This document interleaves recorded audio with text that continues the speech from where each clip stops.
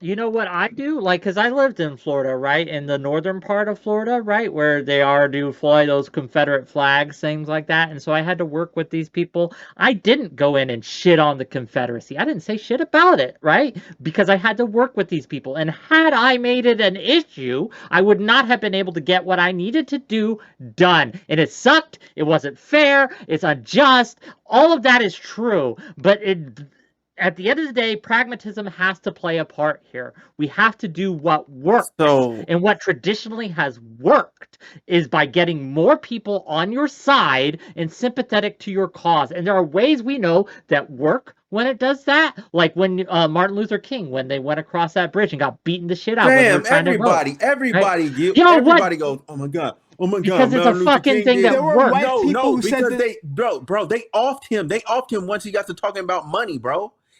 Bro, they offed him. Yes, and that violence directed against him. His family. Yeah, that violence directed against him turned the public sympathy towards him. Right? It absolutely did. Violence gives sympathy to the group that violence is being enacted against. When people saw the videos of the water hose being sprayed on black children and black protesters, the sympathy went towards them. Well, what are you talking about? Violence. Get out of here with that bullshit. That's not what he said, Smooth. Bro, that's legit. No, that's not what he said. No. I'm just fucking with him now. I'm just fucking. Okay. Anyways, I'm thinking about the example. Like, imagine if George Bush died right now.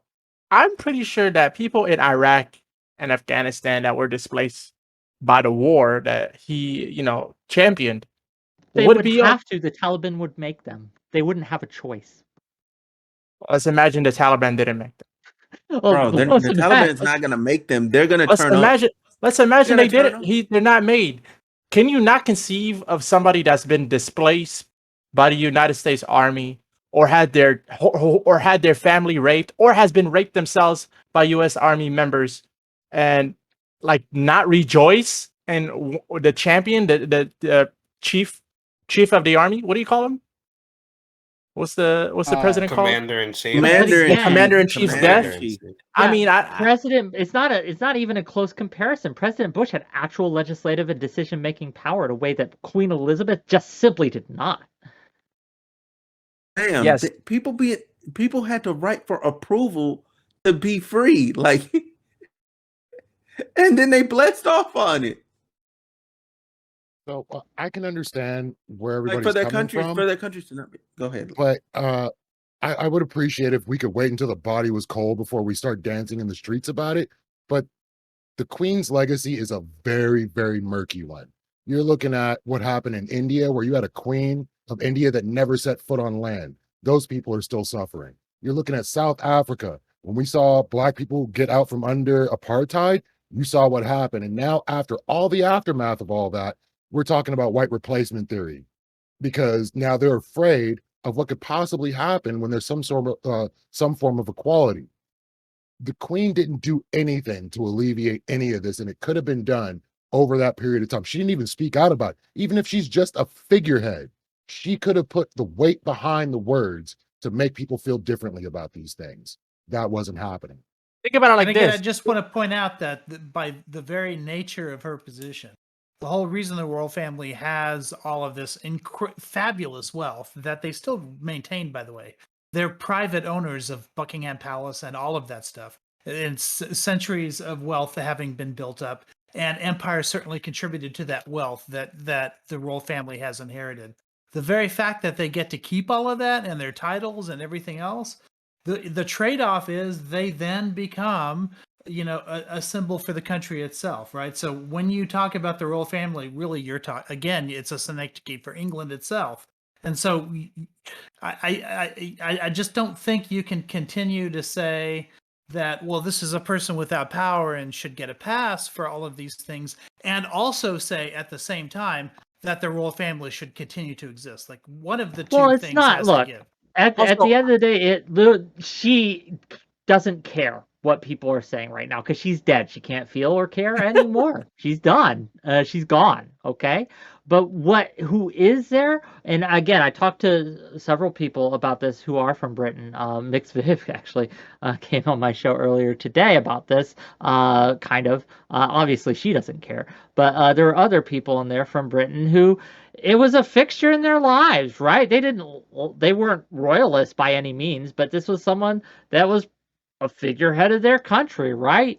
And so mocking her death is mocking them in a way. And they don't really have a lot of power or say any more than any other person in America has a lot of power or say in the Then we government. They have shouldn't a care what little they bit. think, then, right? If they don't have power, then we definitely shouldn't care what they think. Enough en masse they do. En masse they absolutely do in a democracy. Think about it like this, man. People saying that by the queen speaking up, she can't speak up because that's gonna tarnish the democracy, and then they're gonna have to decide whether or not the monarchy should exist or not. Oh fucking well, speak up because your silence speaks even louder.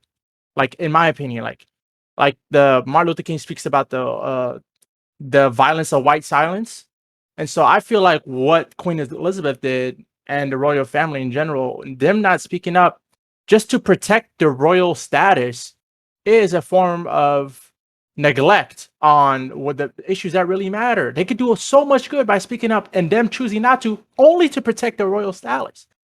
Because what's the worst that can happen when they speak up? Lose their royal status? They're not going to go to jail. They're still going to be rich for the most part. They're just not going to be like tens of millions of dollars of rich, but still wealthy enough to survive. Tens of millions. They're right? billionaires. Yeah.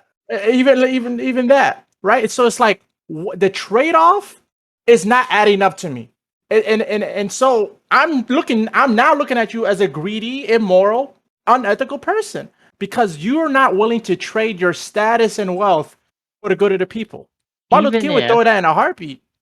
And even if that's true, right? Even if all of what you said and we stipulate to it and we say yes, yes, yes, yes across the board, I would still say that celebrating their death is not a good thing to do optically, pragmatically, and I would look at you a little slant-eyed morally for that too, right? A little side-eyed morally for that too.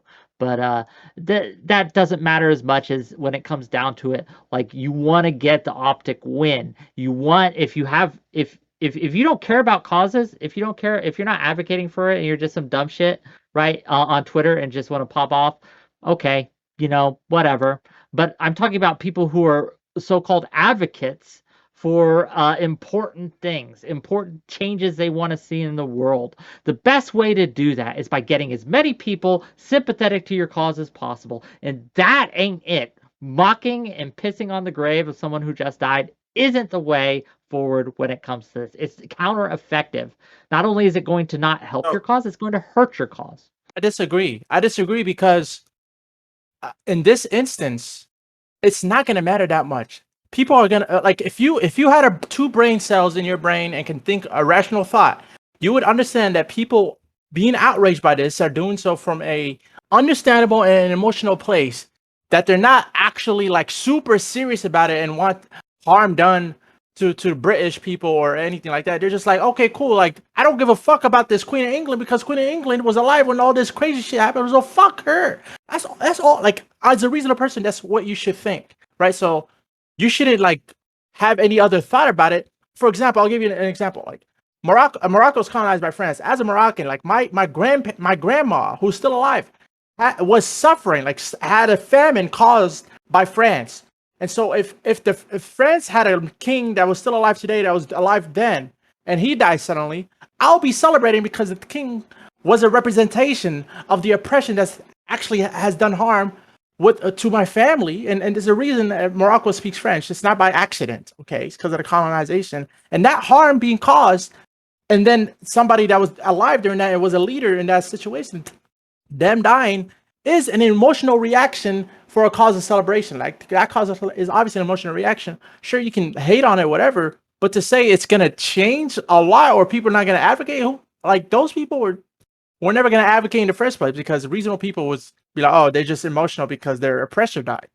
Like, I don't understand how you Well, not see first of that. all, acting like people are reasonable is cope. I think people are very not- irrational. People go off irrational feelings all the time.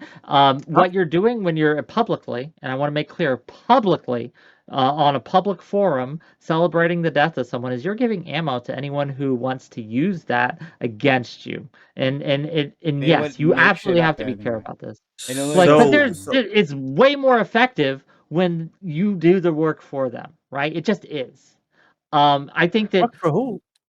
For who? What are you talking so about? there are people in the government of Britain today who absolutely do not want to give any reparations or do anything to The entire Tory government. Yes, got it. Right, right, yeah. yes. So these people have a vested interest. Like they are celebrating your celebrations because they are taking that, they're using it to galvanize the voters so that they can remain in power, and the causes that you want to, the changes you want to happen, much harder to have happen. I mean, their asses have been kissed for how many years, and it still didn't happen. What makes you us all of a sudden Are you celebrate? thinking that the Britain of 1900 or 1940 is the same as the Britain today? We can see even from the last 100 talking years, about there's the been 5 years. multiple changes. Let's just say the right? past 5 years. Bro. Let's just say the past 5 years. Why You haven't? gotta Why extend haven't? it long back that, man, because Why? remember, Elizabeth because ruled for decades. Why does that there- matter? 7 decades. Bro, listen. Yeah. If you have the means, right,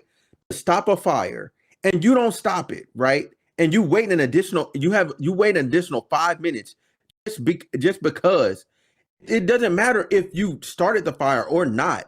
It's because you have the means to stop it and you don't do it. You literally just continue to let the thing burn. You're just as liable. You're like, damn, like, man, it's unfortunate that you're on fire. I'm gonna still like collect my check and just sit here. Like, I'm not gonna do anything about it. That's what they did. They had the means to stop the suffering and they just didn't do it. I disagree hardly that they had the means to stop the suffering. They could have mitigated it. Maybe. I'll give you that. And even then, I have doubts. Press X. Okay, doubt. okay, Which but let's stopping let's take a some. look at somebody who did try to mitigate it.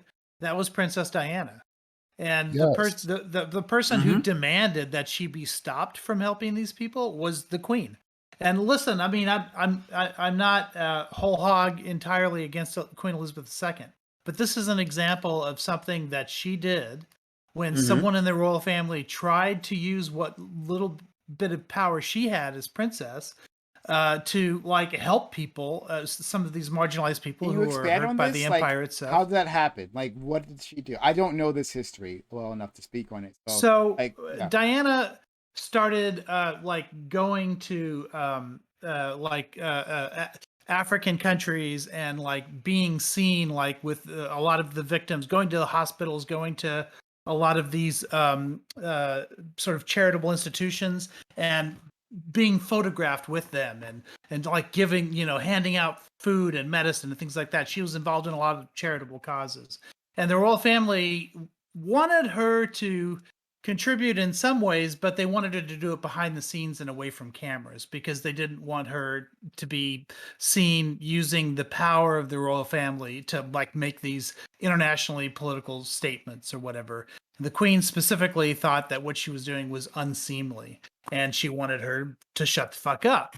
And, interestingly, Diana's son, Harry, got a lot of the same pushback when, with Meghan Markle and a lot of the causes that they started to want to get involved with and to use their power in the same way. And Harry was a little bit, felt some kind of way about it because, his own mother sort of died, living, being told to shut the fuck up by the royal family. And that's a big chip on Harry's shoulder to this day. And that a lot of that was because the royal family and Queen Elizabeth herself especially had these very old-fashioned values about how members of the royal family were supposed to comport themselves. It was the kind of silence, that Indeed, D1 was talking it was about. it was Malicious. traditional versus malicious silence. Right? It was tradition, yeah. But it was No, not malicious. Traditional silence. Well, I said militia. I understand. Mhm. But, Yeah, okay, fair enough. It's both. Yeah, Why I can't it agree be that it was both? tradition. But Traditional malicious silence. in other at other points in her reign, Elizabeth acknowledged that the royal family had to change, and some of those traditions had to change. I think part of what might have persuaded her a little bit was what happened to Diana. But the fact is that she was hitting the brakes, trying to stop the change from happening in Buckingham Palace. And I think that it's fair to criticize her for that. I think you can look, lay that. I am not at her. saying that we should not levy any criticism against Queen Elizabeth. We're not going I to go have anywhere with this. Wick is just always going to say, it's just my personal opinion that you shouldn't dance in her grave, and we're just going to say it's okay. No, So, I can we move agree on? with not dancing on her grave within the first 24 to 48 hours. I Then don't. after that, get your dancing shoes on and What go to difference town. Nah, does it make? man, What does I that- don't. I what don't does that even mean? give people a grace period. If you cause Give her people this- pain and suffering, Yeah, people can celebrate the next second. As absolutely. soon as it hits the TL on Twitter, they can turn up. You can hit the New York City freaking New Year's Eve ball, like hit the ball, like turn up. Also, if You know what Meghan I'm saying? Go Markle out like it's died Vegas. today, do you think her enemies would hesitate? And I would say that's No. gross as well. Yeah, I but don't this appreciate it. we're talking right. But what I'm saying is, if you're going to expect Like when people that from, celebrated Yeah, it would also be gross, Osama yeah. bin Laden's death, right? Like when people were dancing. Is that and not just, okay? Like, no, that was fucking gross, What right? the fuck? It's Wait, okay. what? Wait This a nigga day. is atrocious. Get this nigga off the air. Okay. Can I get a point in? Can I get a point in? So the Go way ahead, I'm bro. seeing this through is if you had a family member, no matter how shitty that family member was or what they did to people, you might have a mourning period for that. You may feel some kind of way. So give the I'ma feel family some and type the of- people that cared a minute. And Bro, then go no, in. no. So Yeah, you just don't care, and that's fine, that you don't care about people. That's cool, but, no. you know. I had a cousin. I had a So cousin that Mhm. literally put people in the ground. He killed people, and Mhm. he also died. I was just like, shit. That's consequence. I ain't feel no way that people were happy. That other people were happy that he was dead. That they were happy that they didn't have to go to court and waste the money to put him through trial. I wasn't messed up about it. I'm like, cool. It is No, what it that's fine. is. And I completely understood their point of view because I'm like, if it was me But you and that ain't was my family everyone. member that was the other way around, I'd feel some type of way. I'd be happy that that person was finally gone too. I'd be happy. I can't get mad at somebody. Didn't care about your cousin? Huh? My cousin? Nah, I didn't give a fuck. My Didn't give a cousin fuck. was a Like, murderer not and not a drug saying that I dealer. didn't go to the funeral, not saying that I didn't feel sad. I'm saying that I didn't give a fuck about them being happy. Be clear. Hey, Them being listen, happy about it, them actually like crying tears of joy. I'm not mad at him. I'm not, because he was a piece of shit. so listen. It's let like me just say, 2020. As a kid, I was sad. As an adult, I'm like, he was a piece of fucking shit. As a kid, you needed But that I mourning fundamentally period. disagree with how he was living as a person. He's my So- cousin though, so yeah, I'm a dap up with him at the family reunion because he's my cousin. But I don't give a fuck though. Well, I'm not It's the even going consequence that of the far. life you I'm live. talking about the kids don't understand. They just know they lost their dad. Certain people are going to feel a certain kind of way. And when everybody is dancing in the streets about your loved one getting offed, you feel some kind of way about it. They can. What difference does it make? When That's you get come on the Yeah, why does that for matter? 24 What hours.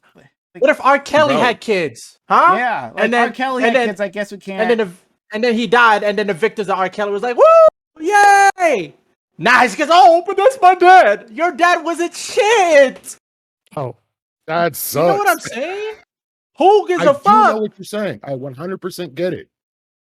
I am just advocating for okay, like let me a just 24-hour grace let me period. extend. Why is empathy suddenly a moral sin here? I don't understand. it. You know, it's not just Empathy for who? You have I'm literally empathy for Hitler? exercising empathy. I'm exercising empathy to understand that the family members of those people that had No. Let's not get it twisted. Empathy. If you're only empathetic towards certain people, you ain't empathetic. I'm just saying.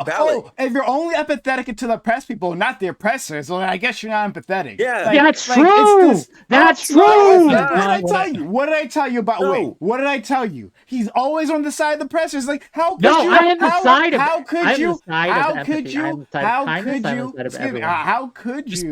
could you, as the oppressed person, right? Like criticize them, and this, you gotta be respectful to your oppressors. Of course, you gotta. Why aren't you showing the people who beat you, who raped you, who exploited you, who enslaved you? Why can't you show them a modicum of respect in this time? I don't get it. Prime. Let's give him the absolute most benefit of the doubt, Wick.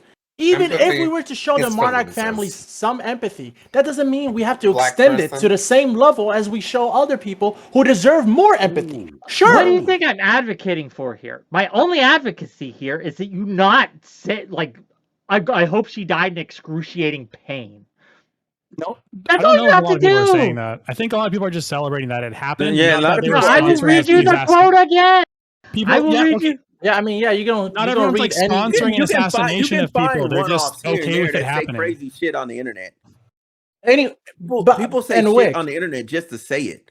I don't mean they mean it. But the vast majority of people that are celebrating are just happy to. They feel like they're free. They're not even free. They haven't even done the paperwork. They just feel free. Like the meme, fuck them kids, right? Like, do people actually not care about kids? Yeah, you know people actually don't care about children. I'm saying, like, not to the degree of the meme where she's throwing the kid like a basketball, right? People exaggerate how they act. People actually like that. People actually like that. I know they like that, but they won't actually do that in real life. All right, so can I just say, because I know we're sort of dogpiling on Wick here, but I just want to say, Wick, I do the same pragmatic calculations you do. I style myself a pragmatist. Often I find myself trying to figure out the best way to, couch criticism in a way that maximizes effectiveness and alienates the fewest amount of people. But I feel like since that we're using the same formula for pragmatism, but you're plugging in different numbers than I am. And that's fine. Because sometimes you can give too much ground when you try to do this thing.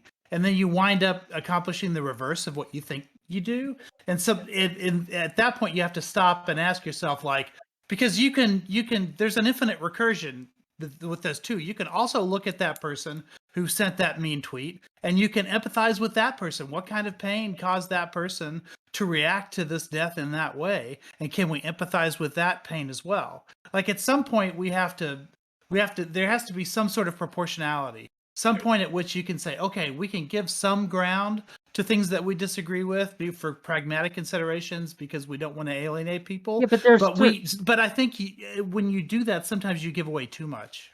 And that, you know what? I'm not a perfect man. I am sure we can point to times when I have done that. But here, today, now, I do not think so. I would be remiss that me saying, hey, maybe don't tell people to die in excruciating pain no matter how much you hate them or how much harm you think you did. Maybe you shouldn't do that. Maybe it looks optically bad. Maybe it's actually hurting your causes. I think my calculation's correct here. But I guess I might be wrong. Optically bad to say that a mean tweet is comparable to centuries of genocide. Like, I think we can again, like, she wasn't alive for centuries. Right, like but decades, for the UK, she's a snack keeper, a country that goes back 1,000 years, right? She still was an active sponsor by being a spokesperson and not pushing back against any of this when she could have. I feel like you're confusing empathy for sympathy. Like, empathy is just understanding someone's position. It's not needing to feel sorry for them. You can completely be empathetic for a family, but then you can also still take the decision to be like, nah, fuck that shit. I'm still going to be upset with her. Like, you can understand that without being sympathetic. You can still hate her. Be empathetic with, like, her children. I have never said that you shouldn't feel any way you want to feel. My advocacy is against I'm not asking for you to have sympathy or mourn for her family. I'm not asking for anyone here to be like, man, or even express condolences. None of that. Like, if you feel like you need to celebrate, do that shit in private. Because what you're doing when you do it in public is you're hurting whatever. if you're an advocate, right, especially if you're an advocate, especially if you're a well-known advocate, what you are doing is actively hurting whatever it is that you are advocating for. The people who, for whatever reason, have a different experience or a different lived experience with the Queen, maybe grew up in Britain, maybe had that person as I'm getting a little feedback. I'm doubling. Oh, no, it's fine. What I'm saying is that you are pushing those people away. Could you get them back later? Perhaps, right? But when it comes down, all you have to do is just stay silent or celebrate privately, right? Put Twitter circle, just turn that shit on and do that within your own little friend group on Discord or something, right? Not where everyone can see. But Wick, they oppressed us openly. For the people that were oppressed, I'm not saying me. I'm saying the people that were oppressed, they were oppressed openly, very loudly. Sure, and if you can't then turn around and tell the person to then shut up. Don't say anything. Don't yell loudly that, hey, I'm happy. I feel free. I feel like this is a step in the right direction. Okay. Do you have anything else you have to say? Yeah, we're beating a dead horse. Yeah. My point remains. I don't think you guys that doesn't have enough power. I don't care how they feel. I care of what happens to them. Right at the end of the day, I want them to be less oppressed, and I think that by celebrating death, that is counter-effective to the cause. That's my final statement. Okay. And honestly, as my final statement is, I'm really concerned about all the British YouTubers who idolize the Queen, like Tommy Innit, like Spiffing Brit. So they seem to be taking it really hard. And like I said, my heart goes out to all the people who are mourning this loss. It happened too soon. And I can't tell if you're serious. How's the humor is laughing. This is crazy. Listen, okay, Smooth. Okay, Mister, I'm a doctor. I knew I have the Shinigami eyes. I knew exactly when Queen Elizabeth was gonna die. Like, okay. Like, no, I didn't. But I was shocked. Okay. Bro, bam. I hold this blanket. Anything past 80, bruh, you're lucky. Anything past 80, you're very lucky. She got 16 plus. As a rich person, you know what I'm saying? Like past 80, she's good. She's good. Like if it happened, it happened. Like you can only do that for so long. So I wanted to try to move this conversation forward a bit, because we've I think thoroughly proved that once again Wick is completely wrong. So I love my buddy Wick. He frustrates me, but I'm always a fan of Wick. Exactly. Because optically, I've won you over. But go on. You're fucking blinding me with your fucking forehead. Is what's happening.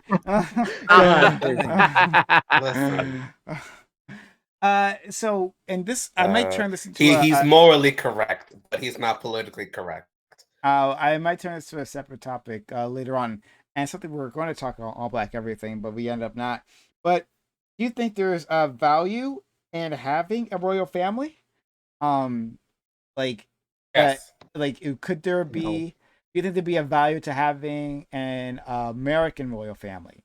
Do you think that that would be an altogether bad thing, good thing, in between? I'm gonna start with Aiko because I think Aiko has lots to say about this. Aiko, please. Yeah, I do. Although you kind of threw me a curveball with the American royal family, because no, I don't think we need an American royal family. But I just wanted to say, and this is where I thought we were going to go with what we were talking about beforehand, but I just kind of didn't get a way of doing it. But somebody made a really good point on Twitter today, and I can't remember the account that I heard talking about this. But in the 19th century, in the middle of the 19th century, there was an opportunity for Canada to become a republic and to leave the Commonwealth the way that America did, and even to do it nonviolently. And they chose not to do it.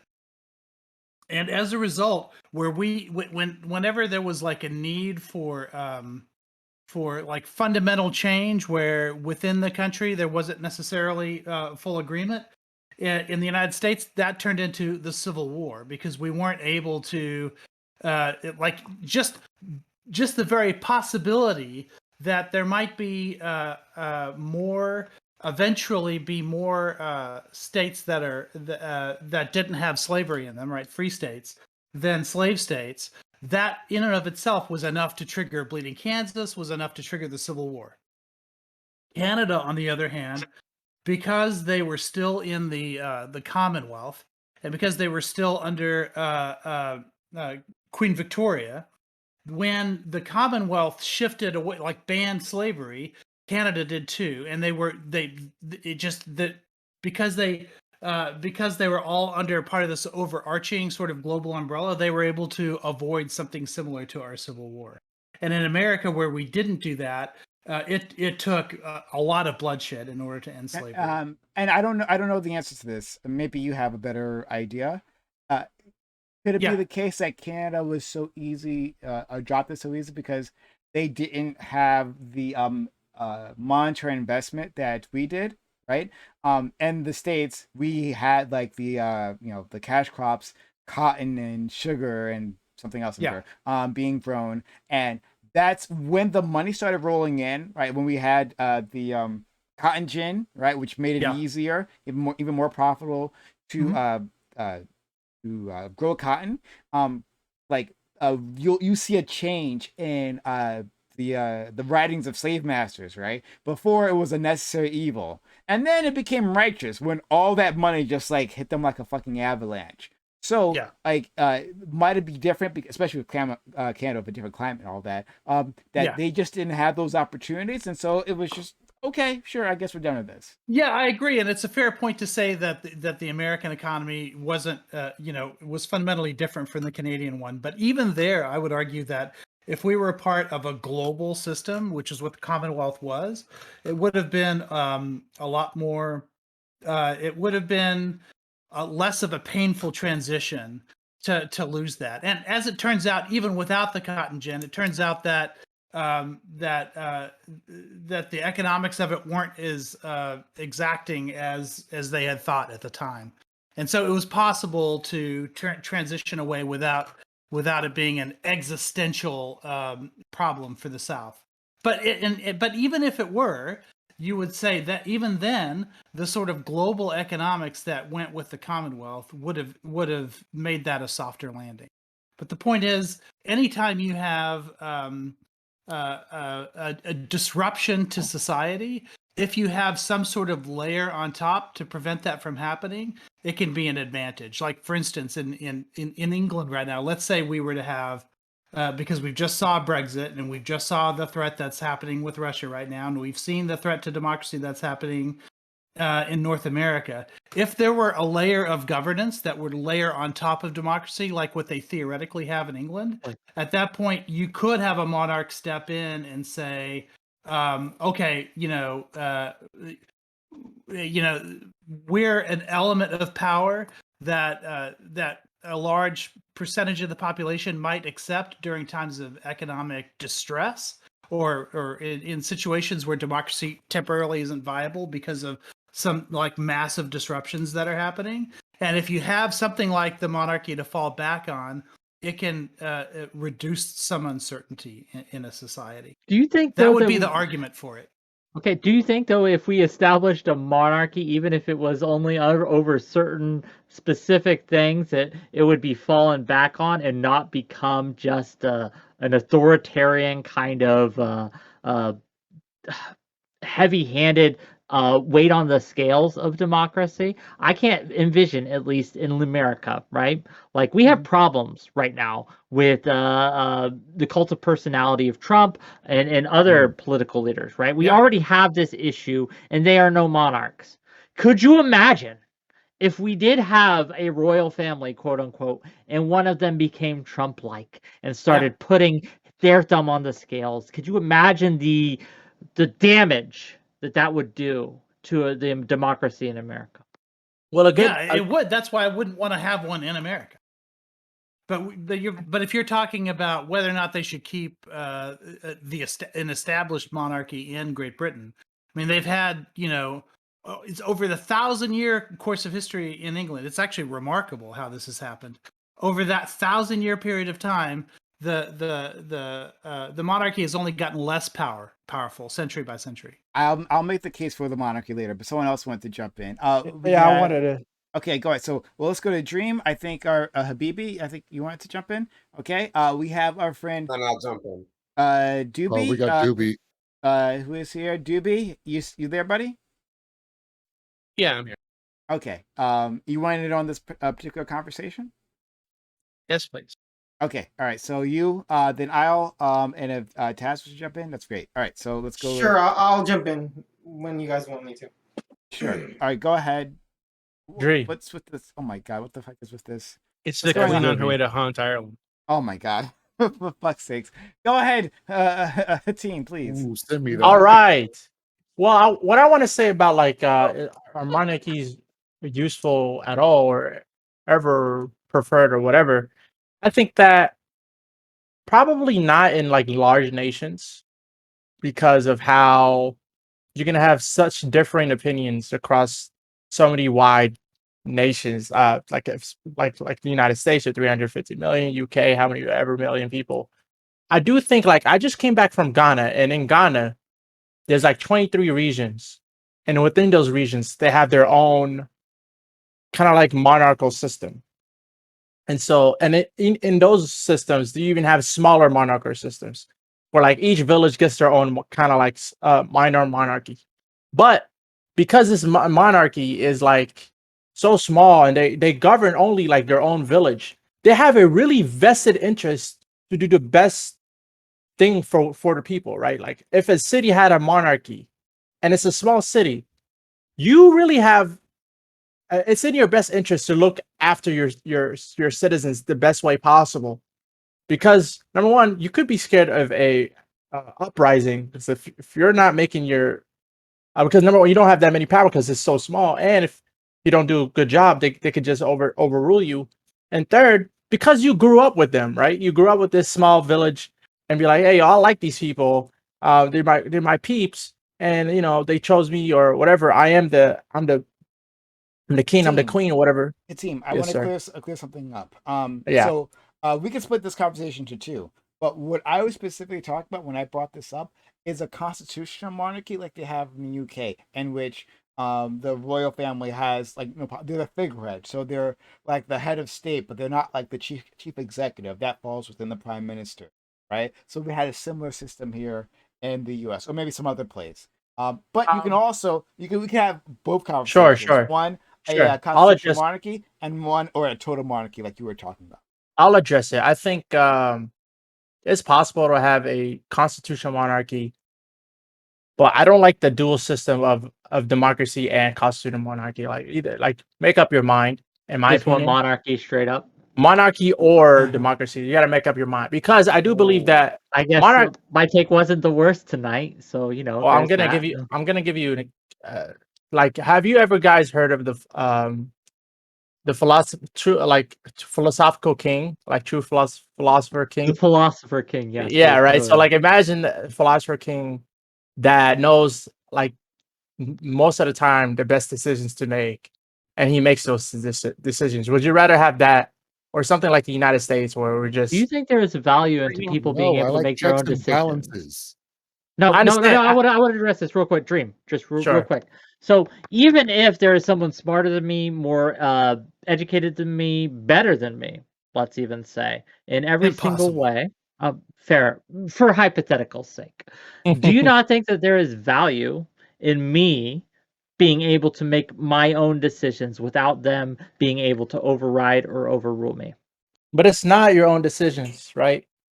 Because you, as an individual, have a say in my own decision. You can have a say, right? But you can also have a say in a monarchy. You can tell the king how you feel, and he will listen. A true philosopher king would listen to the people and make decisions based not if it allows it, right? He's like, okay, I'm gonna take in consideration what the people say and adjust my plan or not adjust my plan if what the people say is stupid. Like this philosopher king is not a retard. He's not going to make the bad decision. In this hypothetical world, he's not going to make a bad decision. Okay, but even if the majority of people want to make the bad decision, right? I don't want them to. Sorry. I don't think So you bad. would okay if you I'm think that against the that majority because democracy slavery happened decision. because of that. I don't Okay, want that to happen. if you think that like, do you think slavery didn't happen under monarchy, first of all? But second of all, No, right? Like, if you think, right, like that, you would override the will of the people because you think they're wrong, that goes to some dangerous places, my dude. Even if the person is smarter, better, I'm just saying. the This is person all I'm makes. saying. There is a possible world out there where monarchy is good. That doesn't mean that It I'm has its not advantages. I'm not gonna lie to you. It sure. has its advantages for the I state, mean, but I think that there's a substantial value to allowing people to make their own decisions, even if those decisions are wrong. But I don't want to monopolize it. I I know someone disagree else. with you. I don't want people to make wrong decisions. Like if that was the case, we would let children do whatever the fuck they want. If that was the case, right? But that's not true. We limit the decision making and the power that people have, right? Of Like there's some decisions children, that there's some yes, and stupid people are like children. Like if you're a child your whole life, you never grew up, you're stupid, right? If you never grew up from being a child, you're stupid, right? Not And so necessarily. we don't want those Just type of people immature. to make decisions. We really don't. If Oh. people can't have autonomy for themselves, right? There are some people that are grown adults that shouldn't have sex. That shouldn't be having sex because they haven't learned what the meaning of sex. They haven't learned what consent is. There are some people that never grow up, and we don't ever want these people, or we shouldn't want these people to make decisions for themselves, right? We should want every. So in this anyways, that's a different topic. In this hypothetical world with this philosopher king, we want a philosopher king to make decisions, but Sure. that's just like a small minor show. People like corrupt, overwhelming power corrupts people. So A lot of the time, I know so you're we need a very making- integral person to be a philosopher king. So because of that, yeah, democracy is probably the best that we got. I know you're making my man DB salivate by talking about taking choice away from the masses. I already know what he's thinking. Okay. Let's go to Habibi, I believe. Yo. Please. Oh, what Aiko? You also went on? You wanna Yeah, put me in the list. Okay. Habibi. Awesome. So I think there's the two large problems are checks and balances, and the second one is hereditary power. So in this hypothetical world where you have the perfect philosopher king, how can you guarantee their child will be the perfect philosopher king? How will you guarantee that their child will be that, and so on and so forth? Like you can't, like, revolution is a constant in any type of political system. That's not really unique to a monarchy. That's not a threat under only a monarchy.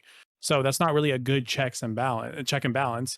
As well, you do want people's voices to be heard, no matter how stupid their voices are, because in the end of the day, you should be investing in things in your country to have a strong enough economy, like education, so that people are smart enough to make good decisions and are ethical enough to make the right decisions.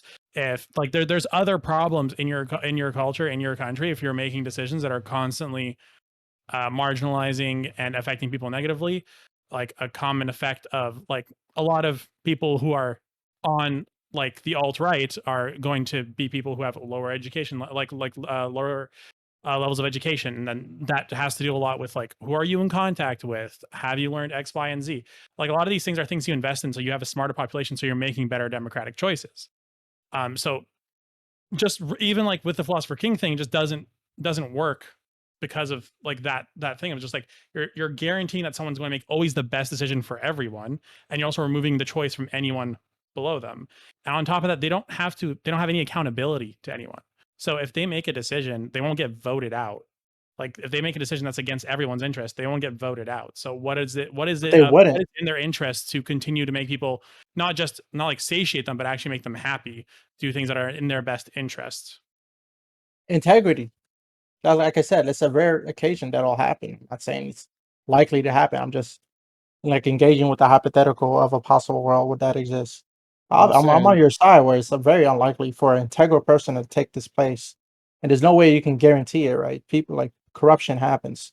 So yeah, but I'm saying it in a world where it does happen, this person will be so integral and like care about the virtues and morality of his actions that he wouldn't just screw over people. if he was so integral, he wouldn't be a king. He wouldn't take I that disagree. position as a king. I disagree. You wouldn't need a monarchy for that. You can also just have a fascist state. You can have any type of authoritarian state. You don't need a monarchy for that. Well, fascism is like. Well, I mean, what's the difference between monarchy and fascism?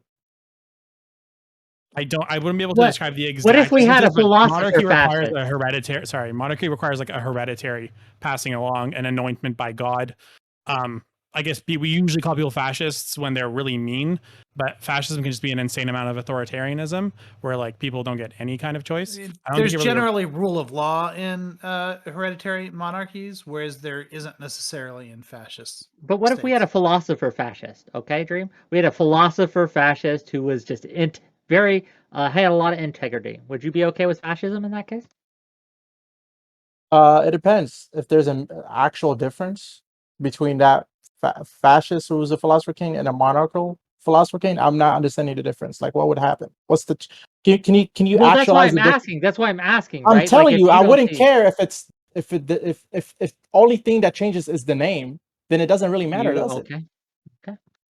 No, me, please. What's the difference?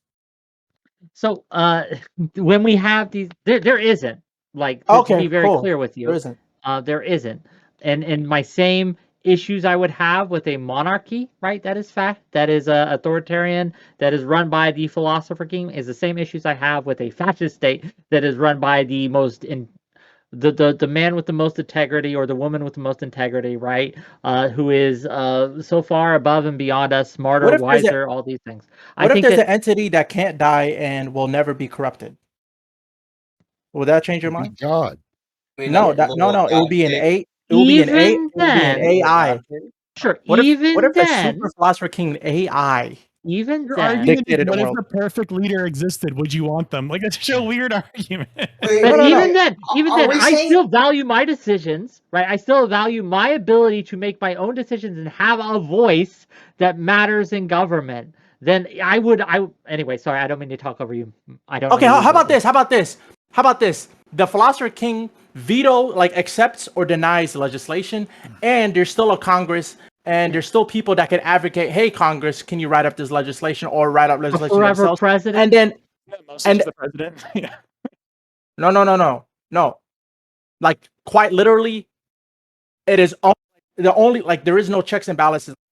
Only the leader that's saying yes or no. Does someone else want to try? Because I'm not getting through. We're looking for a benevolent. I'm just saying. I'm not even advocating. I'm not advocating for this like actuality, because I know it's never going to happen like in real life. This is just hypothetical. Hold on. We don't need to have a philosopher king that's like uncorruptible and brilliant in order to sort of see what the advantages might be.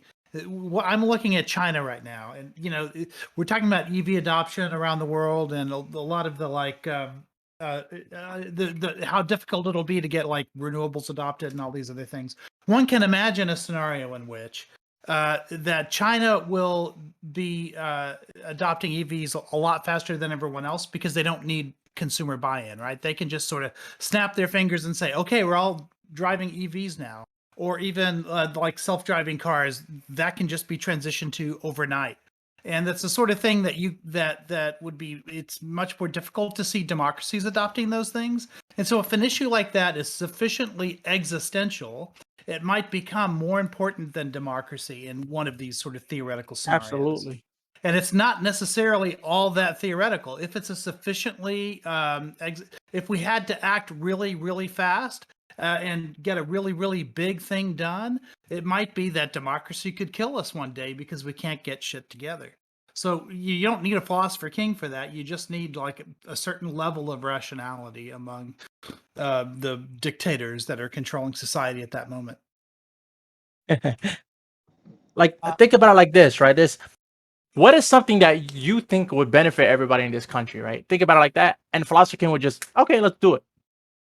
Like, it's besides having years and years. Oh, gay people should have rights? No. Okay, let's do like 100 years of whether or not gay people should have rights. Oh, black people are slaves. Like a perfect philosopher king. I do want to move on to DB. We had a bunch of people in line. The easy analogy, we would just advance way better.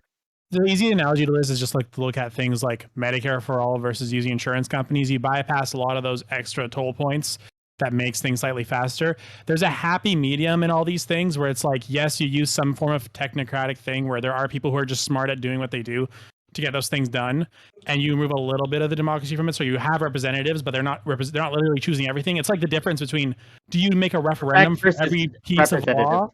Do you make a referendum for every little piece of law, or do you have representatives that fix those things for you and you elect those people in? Look, I'm a fan. Happy medium between the two. Yeah, I'm a fan of representative democracy for that reason. Like, look, and when it comes to appointing judges, when it comes to appointing like other things, and yes, I think democracy doesn't work everywhere, but that is substantively different than saying that we should appoint a leader, right? Or have a leader come to us and say, you know what, I'm going to have veto power over everything you do. I think that even if they were better at making those decisions, I would reject that leader because again, I value my ability to be wrong more than I do them doing like I value my voice, even though I might be wrong, rather than just giving up my voice because someone else can do it better. That's all. Okay, so just realize something, Prime. What? I was gonna say like, or other people, like people are saying like, who's gonna hold them accountable? The people. Like how many times have we seen monarchies being thrown out, right? Because of the people that are like, if this philosopher king really was such a horrible person, the people are going to hold him accountable and or assassinate him or whatever. I have so many things I want to say to this. Hold on, guys, we got to move on. I have so many things I want to say to that, but I gotta let my man Doobie in. Doobie, please. So first off, fuck the queen. Secondly, I think that the issue with like a monarchy in the United States, for example, is I think that there's I'm sure you guys know who like Ricky Gervais is, right? He's like a very famous British comedian. Love him. I like him. And I watched this thing from him like years ago, I think, where he was talking about like the difference between like American comedy and British comedy, right? And why those differences exist, he thinks. Right. And he said that he thinks the reason American comedy is centered around tends to be centered around like the plucky underdog, the witty, fast talking dude who, might fuck up, might not actually know what he's doing, but at the end of the day, it all works out for him. Versus like British comedy, which is very like depressing. They're constantly fucking up, and it's not getting any better. It's actually getting worse. And you talking about shows and movies? Yeah, I'm talking about comedy. Yeah. Yeah, like comedy, TV, right? Okay, gotcha. But also like when comedy, I heard like stand-up when people hear comedy, sometimes stand up, right? Yeah, and he said, like, he explains that he thinks it's because in America, you're raised being told that you could be president someday, right? That you could reach basically like the top of your society if you can, as an American. But in Britain, you can't, because the top of the society is the royal family, and you're not going to be reborn into the royal family. You need to marry into that somehow, and it's you're raised being told it's not going to happen to you, basically, right? So there's like an upper limit. Beyond this upper limit, it's reserved for people who you cannot be ever, no matter what you do. And he says that people carry that with them. Basically, he thinks British people carry that weight with them. This like idea that no matter how hard they try, they can never actually get to the top. The top is for somebody else. And I think that having like an American monarchy would might train like a similar kind of thinking into the citizens here, and I don't think it's a good thing. I don't think it's a good thing to have your population believing that they actually can't get to the top. No matter what they do, there is an upper limit that they'll just never reach, right? By accident of birth, right? No matter what the fuck they do. I think that's like pretty negative. And for those people further to be like glorified and paraded around like celebrities and have all their shit paid for just because they happen to be born with a certain last name, I think it's really fucking disgusting, actually. So I don't think it'd be a positive thing. Doesn't that happen with? I was going to say, doesn't that happen? Go ahead. Wouldn't that be reality though? For the American individuals, right? So in real life, you're not going to be a billionaire, right? You're not going to be at the top of society. Also, we can't be president. But we probably won't be. It's a fic. Well, No, it's I an can't. algebra myth. I quite and- literally In can't. actuality, it's a fiction that most people, like anyone, can be president, right? Like we Not say me. that, but that's an actual fiction, right? So if you don't have a certain level of education, right, like it makes it difficult to even get into like the Senate or the governorship, to then take it to the next level to become a president. If you don't have a level of money, right, within our society, it makes it almost impossible. All these things, there's all these interlocking ways that people are actually kept out of the halls of power. And then, of course, when you were talking about economics, right? Yeah, the vast majority of you are just not going to be billionaires. It's just not going to happen. You can pretend it's going to happen, but it's not going to happen. So wouldn't it just be acknowledging reality that you're not going to be there, DB? No, I totally disagree with that. The world is littered with stories of people. If you're talking about like billionaires, right? It's littered with stories about people who grew up poor, no networks, no opportunity other than their poor social circles, and they managed to find some idea, something, some widget to sell, and made it work and made a shit ton of money, and now they're billionaires, right? There's tons of stories like that, right? And because these people, a poor person in the United States can look at those people and say, "Hey, I'm a poor fuck," just like they were poor fucks. I don't have any networks. They didn't have any networks, but look at all the things they did to find a thing that they could do to make money and get to the top, right? And that reality exists for everybody in the That's United false States. hope. And I don't think so at all. Well, I it's think false for that everyone. buying You this think you're idea doing that damage? it's Problem false is- hope is like this learned helplessness shit that happens within the lower class in the United States, where people are taught that actually, hey, no matter what you do, you're just going to be a piece of shit forever. You're going to be mediocre. You're never going to be rich, et cetera, et cetera, et cetera. That's bullshit. You can be. Take away people's you take away people's power in that way, right? Because I understand like it's very, very rare that you will ever get to billionaire or even millionaire status. But when you say there is nothing you can do, that you have no voice or choice in this, it does have a chilling effect, and it does get this learned helplessness that happens. And I think we have to be honest. You don't have to we be. cannot be. We That cannot doesn't mean be, you're helpless. How does that mean you're helpless? Right? Like you just said there is nothing you could. The words you used earlier. Yes. No, and I stand by those words. That you can't necessarily be a president or be or a billionaire, right? How is that learned helpless? Between like being utterly, completely destitute and powerless and the president, there's a lot, right? There's a lot of levels there that you can access. You can like get yourself an education. You can raise your social status and your economic outcomes. All those things can happen within American society. That message of just like being honest, yeah, you're not going to be president, it's not going to happen, right? Or you're not going to be a billionaire at the very least, right? That's not going to happen would be reality. But saying that I'm not saying that you can't be a lawyer, a doctor, or what have you, name the good job that you like. You can do all that. That's Streamer, not learned Twitch streamer, helplessness. yeah. Okay. It's like fresh you and will fit. be the worst, helpless, completely. Subs It's channel, give bits or give subs. Go ahead. Say it's like the Fresh and Fit podcast. If you ever listen to anything they say, they talk some bullshit about how you got to be a high value man so you can attract these women and get like 10 women at a time or whatever, have an orgy, and make it so that your woman would want to never have social media and be a stay-at-home mom. That's possible for a high value man, but how many of their audience is actually going to be a high value man? So you have to talk to the masses, and on the premise of probability that the chances are you're not going to be making millions of dollars and getting all these women to just be around you and be a stay-at-home mom. Yeah, but that's their lie. Their lie is that you have to be this or you have no chance with women. That is the lie that they sell. Wait, the lie isn't that you could be this, right? Plenty of people in the audience can be I'm not that and saying will anything be about that if lying. they try to be that. Right. So when you say, hey, most of you guys in the audience listening, you're going to try really hard, but you're going to fail.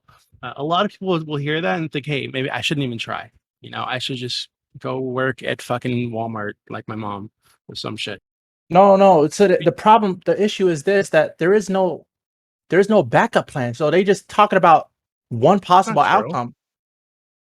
Well, okay, then What is their backup plan for being a Well, high the value backup man? plan is even okay.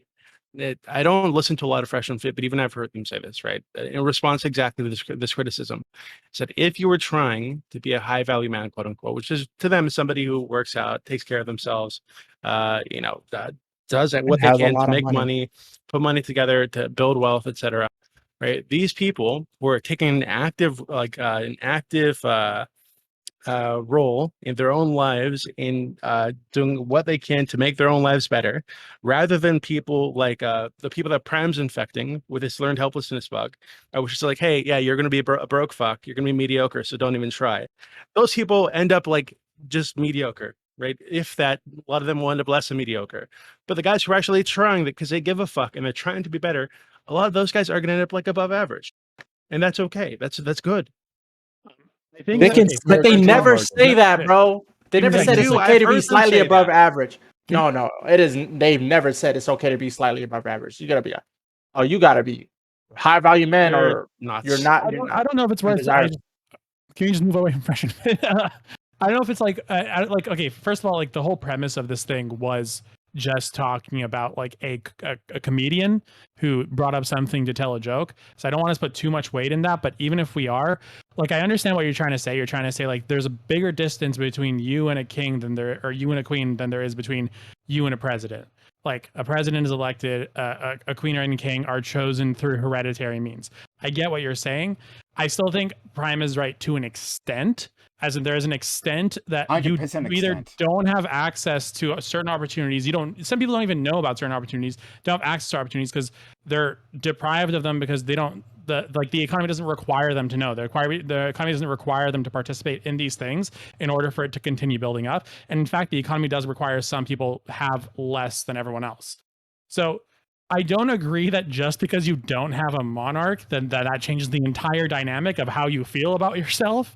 I feel like that's like a really, I don't know. I feel like you're just as much doing what you're blaming Prime for doing, which is by saying, oh, because there's a king, you'll no longer want to achieve anything, is like a really, I don't know. It seems like a really like dumb play into just saying people are so stupid that if a king exists, then they'll no longer want to do anything. Because even if you are American, kings still exist in other countries. Like queens and kings still exist in other countries. Who gives a fuck about other countries? Americans are taught not to give a fuck about kings and queens. We're taught that And we kings and bought the queens shit out of them. Yeah, So. we're taught, hey, fuck the king, fuck the queen. I mean, right? it's just. But there's a reason. I'm sure you've heard this saying. 'Cause it seems to be pretty common, right? That Americans seem to think that they are like temporarily embarrassed millionaires, right? All of them, every single one thinks they're going to be a millionaire someday. Right? There's a reason for that.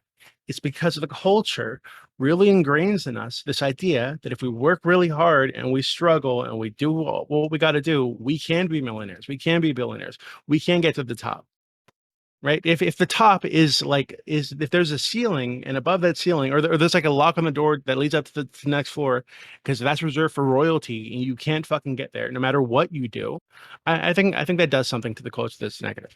But what you're saying is like, okay, so like you're blaming Prime for being delusional and that no one can achieve it. But I think you're being delusional and saying everyone or even most people can achieve it if they just try. I never said they just go down the right path. I feel like he's not saying that. It's somewhere in between.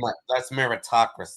Anybody can, but definitionally everybody cannot. That's the point of meritocracy. So that would be a delusion. I disagree. In America, we got Obama. They couldn't even have Meghan Markle. I agree with that, but do you know how exceptional of a nigga Obama is? And he was half white. Exactly. Have to be the most exceptional Meghan nigga. Markle. What is that going to do with what I just said? I'm saying it's a comparison. We got a black president. They're never going to get a black king. They couldn't even have a black person in the royal family. That shows you where the ceiling is. No, correction. Yeah. Obama was half Kenyan, half white. There's the difference. We know where his lineage comes from. Like no, because the thing is, like, a lot of people they conflate Obama as like this black identity person. It's like, no, he's the first biracial president Brown from a person in Kenyan. White House. I gotta say, it's really strange. No one's that, denying like, anything. try to like minimize Because he Obama's doesn't represent blackness. the average black person. That's He pretty represents fucking a weird. biracial person. He's pretty. He looks pretty black. Who's right? minimizing Obama's Come on. blackness? You gotta let me know. You guys keep pointing out that he's half white as if a racist would give how a is fuck. pointing out an accurate reality of the matter minimizing his blackness? You gotta let me know. Barack Hussein Obama. He looks a police abuse black. Okay, all right, we got it. So let's go to let's move on. We got to go to Aiko first. We'll go to Aiko first. Sorry, not Aiko. Sorry, no, I meant Isle. I meant Isle. Isle. And then Taz, and then Aiko has been waiting patiently. I'm not done with you, DB, but we'll go to Isle. No, there's a great saying. It says that capitalism is the worst system, except for all the other systems. And I think that might be true. That's democracy. They say that about democracy, not capitalism. But go on. Okay, democracy, democracy, and capitalism. I think they sometimes go hand in hand. It's a Churchill quote. The Churchill quote. Yeah. So I think that monarchy is better than socialism. Yeah. Better than communism. Obviously, communism is the utopian pipe dream someone lied about. So I don't think communism is bad. Is good. And I don't think so. Monarchy is better than communism. I think we can agree. Is it better than fascism? Probably. So I think I think monarchy on the whole is pretty okay. There's a sense of pageantry, a sense of pride and awe and a spectacle that when you have a royal family and they represent the nation's affairs and even in a ceremonial role through their roles. And I think that that's something to see. I wouldn't want a American monarchy because I think we're doing quite fine as a constitutional republic. But in the UK, as a constitutional monarchy, I think they're doing a-okay. And I think that they should keep their monarchy because it seems to be working out pretty well. There's no major like scandals. Are you serious? You don't know about the monarchy? The nephew of the queen? Literally was like Meghan Markle is a Epstein's Island? Are you kidding me? Or Epstein? What's going on with Epstein right now? Yeah. I'm not saying that I didn't say that like they're not screwing the people, okay? They're not like raping people. They're not doing like Middle Ages. I think they quite literally. I think one of them quite literally was. Wow! Oh my god! I can't. Listen, I get it. You want to be respectful? That's cool. I get it. You want to be respectful? That's cool. But like, you got to put the foot down when it comes to they fucked up. As an institution, they fucked up. They've never helped anyone in good faith. When they when they allowed the parliament to give back Hong Kong to China, it was because they could not secure a military front in Hong Kong and Macau with Portugal. When you go and look at Kashmir and Bengal for Bangladesh and West Bengal, it was literally because when they moved back, they sent their British lawyers who had no idea about the geography of those countries to draw those maps. Between Pakistan and Afghanistan does not exist. There is no border. Between Bangladesh and West Bengal does not exist. That's all artificial crap. In Kashmir, every border ever. It's just it's non-existent. Most of those border negotiations was between the British Empire and like the Mao Dynasty or something like that. So like, not Mao, the Ming, M-I-N-G or something. Yeah, so yeah. Anyway, the point is like, I can't say Queen Elizabeth is like the sole source of whatever, but I will say that she's a contributor because she stayed silent. Because that's pretty much it. You know what I mean? It's the white silence where it's much harmful because you normalize a lot of bad shit. Well, she also was a spokesperson. She wasn't just silent. I think Taz, you guys are saying, well, all borders are made up. Yeah, true. But I think what Taz is trying to get to, like, between Afghanistan and Pakistan, there is no cultural divide there. Yes. The people don't look at the people who are living there. Didn't get to decide their made up border. Yeah. And someone else decided their made up border. The border actually doesn't exist. It's not the same as between the U.S. and Mexico. Yes, it's a made-up border, but there is a certain cultural divide there. There are those people on that side that think they're Mexicans. People on this side say we're Americans, and there's a cultural divide there.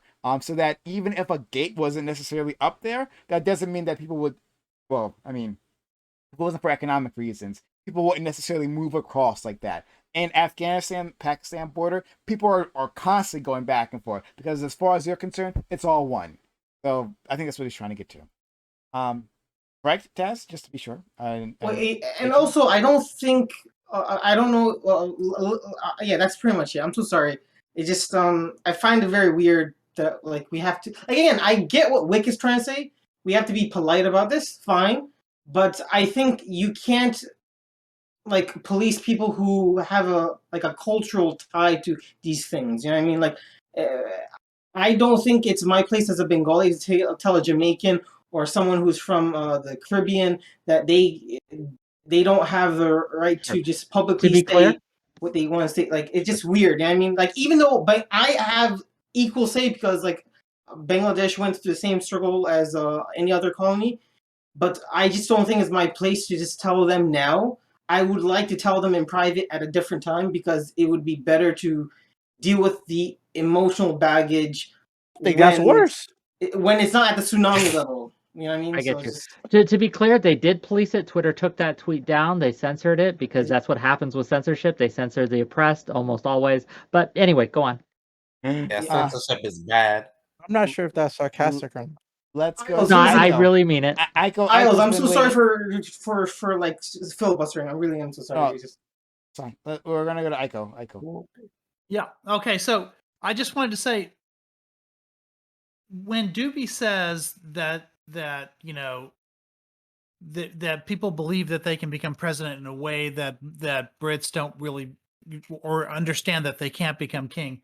He's not talking about just that one position or the position of being a billionaire. Like in reality, there's something called the Horatio Alger myth. You guys might have learned about it in high school. It's just about there's a story about this guy named Horatio Alger. It's a rags to riches story. There's a million of them in sort of American literature when you especially from the 19th century onward, and it's the kind of mythology that's sort of deeply steeped into American culture. It's not about the fact that you really can become president, no matter what your status is at birth. Although it is true, like Bill Clinton, is the boy from Hope, for instance, and he grew up, not wealthy. He earned his education. He didn't come from like a highly educated family or anything like that. But none of that really is the point. The point is that people think that they can go from rags to riches. It's embedded in American culture to believe that, and it changes our motivations in some pretty profound ways. It might even have to do, you can trace it all the way back to the American Revolution, in fact, in terms of the literature, in terms of things that we believe that we were capable of achieving. We are a storytelling species. We are a storytelling species, and the myths we tell ourselves absolutely matter. Well, yeah, what kind of stories get told will determine like the framework for the way that we plot out our lives, even if we don't end up achieving the things that we think we can through those stories. And I think that is a profound difference between the old world and the new world. But I would argue that there's a lot of people, and I see them all the time, especially when I went to high school with them, that they genuinely don't believe that they can be anything great, that they're just, and it's because of their environment that they grew up in extreme poverty, right? And violence all around them, gangs. And so they grow up in this environment, and it's especially in the Black community, they grow up in this, and they see, okay, I'm just gonna be another product of my environment. I'm just gonna be like my dad, or et cetera, like my uncles. A lot of people just get forced into gangs, and they really don't have that choice like you think they do. A lot of this choice doesn't exist for a lot of people. And of course, what they need is an inspirational narrative. They need somebody who can invest in them and tell them that they see them and they can see the potential in them, that, the diamond in the rough, just like with Aladdin. Yes, that's what they need. It's like Aladdin, they need a genie, they need magic. And some people get that, and then some people don't.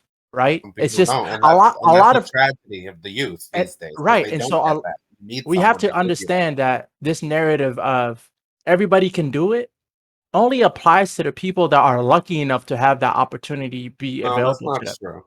Well, okay, Like, but Dio, that's you're absolutely complaining. true. You're complaining can. about you're acknowledging that these kids need the narrative that Aiko just laid out, right? That I laid out earlier. But immediately after you acknowledge that, you go on with a counter narrative, which is, hey, actually, no, you're not going to do it. You don't. That's not for you because you don't have that access. What are you talking about? So I never said. I never said anything perpetuating the you just problem said. that you just pointed out.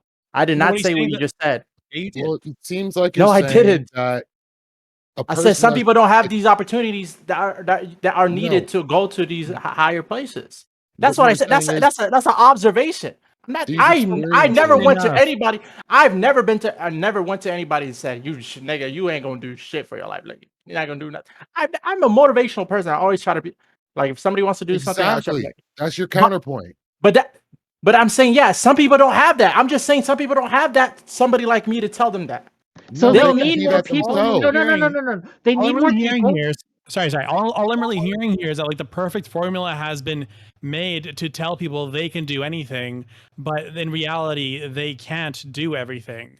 And it just all it does is it inclines people to be a bit more conservative because they believe their system as it currently exists is the best it can be. Because if the system continues to exist as the way it currently does, they can still go through the methods they require in order to get to that place they need to be. It convinces them that they can be the person that exists at that top They can level. change the They'll world. never want to change the system, so they just have enough. They want to change because if they change the system, they're convinced they won't have everything. No, because even those who empower, even those who are climbing the ranks, even those who do have those opportunity are actively working to change the system because they know that it actually matters. It can be better. It can be improved. I hate this binary. I hate this narrative, right? That this idea that telling people that they have power over their own lives somehow reinforces the status quo and makes them less likely to engage in advocacy, engage in political actions, to make changes. Who said that? It's not a binary. I want to know who said that. He just said that when you tell people, but that's how it comes across. Okay, sorry. I'm sorry. I didn't mean it's literally a binary. I just mean you sell a false narrative about people can do anything. People can do things, but with that narrative comes the drawback of people believe that the current system you're in has a lot of positives that might actually be negatives because you believe these things are structures that exist to make your life better, but they don't. What I'm saying is there's a lot of things that it makes us perceive some things as being good, even though they're not the best structures. You can just encourage people to change them and just say you can make it to the top, and then once you're at the top you can change it and make it better. That's also another thing, that aspirational part of the narrative is remembering where you come from. You're fanatic in here, Prime. Remembering where you come from and helping people up with it. I was just gonna say that's a real risk. Like it's not this simple binary thing. Like what Doobie has described is absolutely true, but there also is a risk that we can that because of those myths that we can get complacent about where we are structurally. You could be too optimistic. Yeah, absolutely. You could be too optimistic. You could be too rose-colored glasses about what's going on. You've got to strike a balance. But they're And like, what it's I would err on the side, right, of empowering people. That's what I would do. Here's a good example. I'm just gonna give you it's not super related to like the top right that's at hand, but a good example is like propaganda against Middle Easterners during times of war. Obviously, Americans themselves are not inherently violent. Like Americans aren't inherently violent, but when the structures and the systems at hand tell you that you must do a certain thing in order to achieve peace, and you get convinced enough that that's the way to do things, that's the best way, enough of you buy into the narrative that it becomes you perpetuating a shitty system. A lot of it's just you buying into a narrative that perpetuates a shitty system, but it's at degrees because some people will buy into it the whole way, some people will buy into it halfway, and some people won't buy into it at all. The people who buy into it halfway are the people you're talking about, the ones who will go to the top.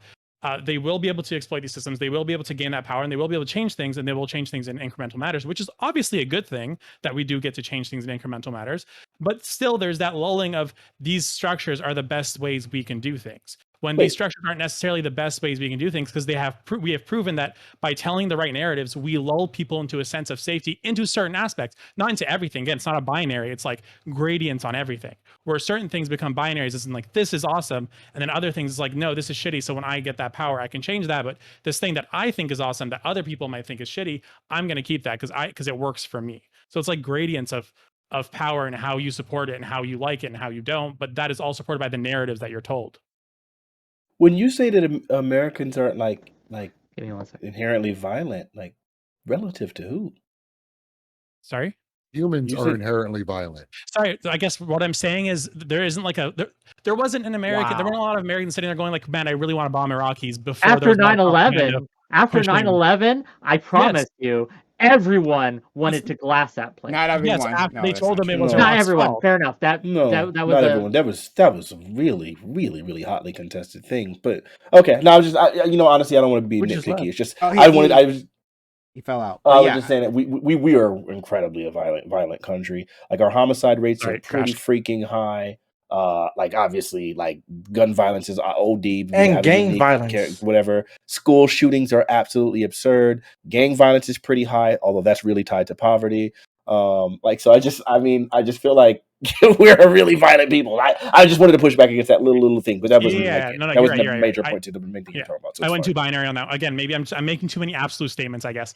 I guess what I'm trying to say is like there weren't a lot of Americans sitting, even after 9/11 happened, they weren't sitting there going like, I really want to bomb Iraq. They're like, I want to blame someone, and then someone ran a propaganda campaign convincing them that it was a bunch of Arabs, a bunch of Muslims, and that's where they should target their fury. And that's 100%. The issue. They're telling a narrative that tells them you can rely on this structure to give you the peace you require, which is the same narrative we tell with a lot of capitalist stories. It's not that you can't have a better version of capitalism where it's more heavily regulated, there's a bunch of social safety nets, but what I'm saying is at gradients, some systems are going to maintain their structure because of the narratives you tell. Some systems will be broken down, but a lot of them won't. As we can tell with, like, for example, ACA getting halfway through, but not being able to go the whole way to Medicare for all, or not being able to go the whole way to cover more people who require it. So it's like all these gradients of like this. These are structures I prefer, and these are structures I don't prefer. But the narrative's still supporting some of those structures. The ACA I would say that halfway, but go ahead, Fanatic. I think a lot of these structures, like, they do like support themselves, and obviously, like, power begets more power, right? And so, like, power is going to try to hold on to itself, and that's good. Like, for obviously systems like capitalism, you want, like, obviously the power of capitalism that is generated. It's been one of the most successful systems of all time. It is literally the most successful system of all time. Excuse me. So then it kind of makes sense that this powerful system that has generated more power than every other system in the world would kind of like lend itself to more power, right? And protect itself in a way. So I guess it's kind of a good thing. God damn it. So many things I want to deal with. Okay. Before you jump in. I wanted to address something that Doobie had said. I guess I wasn't done with you. Doobie, is it true that you or I, if we're outside or even inside our home, could get hit by a falling meteorite and be Sure. Okay. What are the chances of that happening? Are they exceedingly low? Yeah, pretty low. Okay. Would it be rational to live your life around that fear of being killed by a meteorite? Exceedingly low possibility. No. Okay. Of course not. So, is it true that you are not? Well, fuck. I shouldn't use you as an example, but I'll still roll with this. That I could become a billionaire. Yeah, it is. Okay. What are the chances of this happening? Is it exceedingly low? Yeah, pretty low. Would it be rational for me to live my life or to make political decisions or any of that around being a billionaire? No, I don't think that's comparable because you could do things, work toward becoming a billionaire, becoming a millionaire. You can make that much more likely than it is right now. You could wake up every day working to make that much more likely, right? So, and that's what I'm advocating for people to do. Yeah, one event, the meteor event, is totally random chance. While the other event, even though it's very statistically unlikely you can make this happen, you can actually take steps towards It's also random though, because you can't choose It is where you're not born. completely random. Hold on. Where you're born and who you are is completely random. I don't know what you're talking about. You do not get to. We're assuming the American system, we live under capitalism, right? Okay, fair enough. But after you've met that check, like, and people can immigrate into America, they could choose to do that, right? That's not totally random either, right? But what I'm saying is, even though I'm with you that it's incredibly hard, there's so many obstacles in the way, there's a lot of institutions that are built to kind of keep you down in a lot of ways, there is still this ability to have an influence that you do not have with random shit like meteors. Doesn't the U.S. literally have a lottery system for visas? Like, aren't there? Yeah, I was gonna say, don't we have an immigrant? And me being an immigrant here is completely random because I didn't choose my mom to take me here. Like, I could have been born to my cousins. My cousins want to be here, but I'm not. Like, it's completely random who you're born to and who you are, so it's and where you are in life. System, but it's not entirely random, and there are other ways into the America than just that system, right? Okay. Yeah, we could fucking marry someone, right? But look, you marry someone, I wanted to Doobie. I'm taking into account that a person can wake up every day and work hard. It's not. I get that it's for a self-made billionaire, for the few of those that actually fucking exist, right? But for a self-made billionaire, it would take a lot of work to do so. A lot of hard work, a lot of business planning, all of that. There are hundreds of thousands, there are millions of people within our nation who are waking up every morning to do just that, right? With that as their goal, as their mindset, be as successful as possible, and then maybe even in the back of their heads, even if they don't even acknowledge it completely, that maybe be a billionaire, maybe have that one idea, maybe make that brilliant business deal that shoots them over the top. But taking that all into account of their efforts, still, almost all of them will fail, right? Because the chances, as we stated at the beginning, are exceedingly low. So it doesn't matter that people can put effort into it. I'm saying that their efforts are, if specifically their goal is to become a billionaire, are mostly wasted. Right? Now, if it's just to become successful in general, you can do something about that. That's a possibility. But to become a billionaire, it's mostly wasted. So should you, in that case, plan your life around this thing that millions of people fail at? That it doesn't matter, right? Like, and even for the self-made billionaires, there's still luck involved in that. So should you plan your life around that? I'll give you a good analogy. Obviously not being a billionaire, right? But you should strive. Hold on. But those people who woke up every day and failed at becoming a billionaire might end up a millionaire, might end up just successful, might have just fucking okay, whereas otherwise they wouldn't have been okay. I don't understand. Like, no, I got a good Prime. Let me help you. Hold on. So even though they fail at becoming a billionaire, which is extremely rare, they're going to succeed at becoming a successful person. Look at streaming. Look at streaming. I really don't look at streaming, please. So I narrowly tailored my argument specifically to a billionaire. And I already stated in the rant that I just did that they could be successful. Their goal is to be simply successful. But yeah, but sure. in that case, it's not wasted. It's not wasted energy. No. But you could just say successful. Specifically billionaire, because what we were talking about was reaching the top of society, right? And being locked out of that. Being locked out of like becoming president, and being locked out of being a billionaire.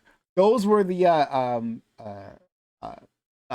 those are the goalposts that we've been talking about. So yes, you can put effort in to be more successful. I said that like 30 minutes ago. I talked about that. But specifically to be at the top of society, being a billionaire is different from being a millionaire, right? Like, right. Even in the ways people treat you, it's different. You DB are a very successful individual, but you aren't billionaire status. Shit's different as a billionaire when you're at the top of society. And you're not there yet. Let me give you a great example, Prime. Let me give you a great example. Let's take the example of an Olympian or the Olympic trials or whatever. You can tell people, hey, you could be an Olympian. And anybody can. Prime, me, anybody here, if they started training for the next 10 years, for the rest of their life, and maintain good health It's possible they could be an Olympian, but you would never really seriously advocate for everybody. Hey guys, everybody should be an Olympian. Just like you wouldn't seriously advocate for everybody. Hey guys, you should try to be a billionaire. But you can seriously advocate for people. Like, hey guys, you should like work out and eat right, and have a daily exercise that's reasonable. Same way you would say, hey guys, you should find something that makes you happy, find your passion, and try to be successful in that. That's all. That's a very reasonable take. You don't have to go to the extreme. Hey, you got to go to the top. No, just find what makes you happy and make a living out of it. So we I don't think anyone objects to that. Hey, I'm sorry. I'm just nobody a little in bit their right late. mind would object to that. Listen, I'm just a little bit late. I'm not like I obviously I'm doing the silent thing of just like trying to listen and gather as much context as possible. Can someone like paraphrase for me? It Like, seems what like is the we're overall talking point? about the American dream fanatic versus what the monarchy can give you. And the proposal that I put out was Obama became president. Meghan Markle couldn't even be part of the royal family, let alone actually make it to an actual position. So, to give you more context, DB brought in, he brought in the different mindsets of Americans in the British individuals, and he's basically says that Americans are essentially optimists because they can strive to be at the top because we tell this story that we can all like reach the top of society, and because we brainwash everyone with nonsense. Oh, thank you. I love you already. But yeah, so and we define the top of society as president, billionaire, right? Like those, like we can say top of society. And on the other side, that British people are more pessimistic because they have this cap, being the royal family, that no matter what they do, they cannot ever reach past that, and that affects the culture, right? So Juby is saying that it would be bad if we had like an American royal family here because that would destroy that kind of that spirit. And I responded as that would it'd be a great thing because it would actually like enlighten people and help them actually see the that's truth. what I said. All right, you already got it. I don't have to explain anything to you. Okay. Yeah, because that happened in England. They've all seen the truth. The thing's better. No, obviously not. Right? Like, obviously, that's not what happens when you tell people the quote-unquote truth. You disempower them. They stop trying, and in a lot of cases, it just hurts their development. What do you mean, Whereas if you what is this nigga talking about? If you told people like that they have the ability, because I would reject Prime's framing here. We do not describe the top of society as president or billionaire. There are many rungs below that we consider top of the society. Below that are not top. I'm talking about tippy top. Yes, obviously royals are tippy top. Yeah. We have other ways to be. I think you can be extremely high status pro athlete. You can be a celebrity. They're not at the top. Athlete is the top. That's not the top. That is higher than certainly me. Higher you're a than most professional athlete. Here. That means you're the top. You're like the top 400. We're talking pinnacle. Pinnacle. The pinnacle. Okay. But wait, it didn't have to be that extreme because I think what we do when we talk about the top of society, it's more than just like a president. It's more than that. We literally just refer to them as like 1%ers. And some of these 1%ers, people like the Walton families or whatever, especially like in the United States, in reality, if you're actually aware of like crony capitalism and its like reach and its power and its influence, some of these people at the top of some of these crazy corporations actually have more power than have. I would say actually more power than the president. And the reason why I would say that is because like they literally pay off the congressmen and so on and so forth, which can really check the president's power. If a president wanted to get cigarettes outlawed right now, he couldn't do it. He could not do it, right? Because in reality, the tobacco industry, What about, I mean, you couldn't do it because of the checks and balances, correct? Right. The checks and balances. And some of the people that have control over those checks and balances are the tobacco industry, right? Like some of these corporations, they control it.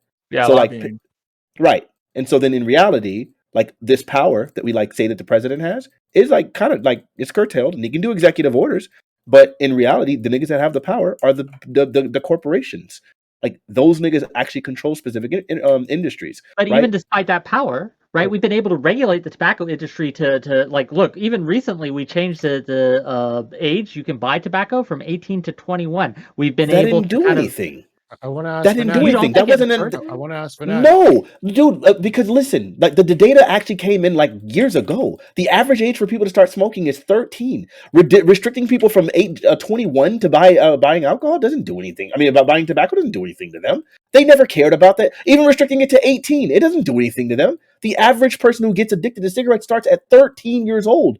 13. Yeah, they no one starts smoking at 18. Billions of dollars to oppose these regulations. They put in money, so they think that it's hurting them, right? Whether you think they're still making trillion. I'm sorry. They've made trillions of dollars in this country, and we haven't heard them. Show me the numbers that indicate that from the time that they reduced the age to 18 to 21, that there's been some crazy impact to the tobacco industry. Show me that. It doesn't exist. You know why? Because it doesn't impact them. Because that's not literally how they make their money. That's not it. That's never been it. To be clear, your argument is that no regulation has hurt the tobacco industry's bottom line at all. No. My argument has been that the regulation. No. I'm sorry. Well, that's a really banal argument that doesn't really address the points that I'm making. Because my argument is that the regulation that you're referring to didn't really hurt the tobacco industry. And what they will do is that they will allow dumb regulations that what they will do is they will allow dumb regulations that really don't affect anything. But that the regulation that doesn't have any actual teeth, because then that like gives the indication or the implication that like, hey, see, we're being controlled. Like you can actually impact this, but in reality you can't, and they know that, and so ultimately they keep their power, and that's what they're willing to do. So I wanna give I think Aiko. I feel like you have something more to say. And then I want to get Doobie. Doobie hasn't had a chance. Before that, Kai wanted to ask a question to Fanatic.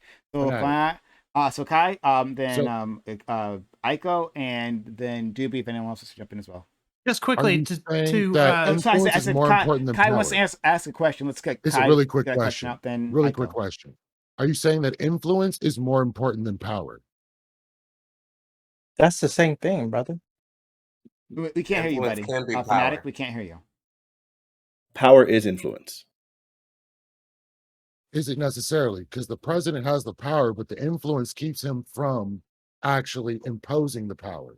Well, no, the president has some influence. I'm just saying he doesn't have as much as the corporations. So not okay. Power is influence. Okay. I'm sorry. Let's put it this way: influence is a form of power. And we can also say when you have power, you have influence. Absolutely. Well, I'm trying to figure out which is above or below. They're different. I think. I don't know. Aiko. Okay. Well, just to Fanatic's point, there's also more than one kind of power. So even if you can like raise slightly the age of tobacco consumption or when it starts or anything like that, if you can manage to cut into their sales, then they can recoup that money by, for instance, I just posted a link in chat, or not a link, but just a description in chat that says that billions of dollars is going to the tobacco industry in terms of subsidies as a cash crop. Like they have so many different ways of influencing our politics and our politicians that they don't even have to necessarily like even grow the stuff or sell the stuff in order to make money out of it if they can influence politics in the way that they have been for decades. Yeah, but my argument here isn't that they don't have influence or power. Obviously they do. My argument here is that we can, in a democracy, in an American capitalistic system, exercise influence to mitigate that power somewhat. And maybe, perhaps, right? They wouldn't fight so hard against that and fight so hard against our ability to do that if they believed that they could just get around it. But they do. They spend billions of dollars. Well, okay, so that gets to the thing. Maybe because I thought I was agreeing with Doobie at the beginning. Now I'm thinking that there's some daylight between us because Prime, when you were talking to Doobie about this and you were saying, well, it's not rational to believe these things when your odds of actually being able to get to that tippy top or even in the top 1% or whatever are considerably below other people who have much greater advantages. That's true. It's not necessarily rational.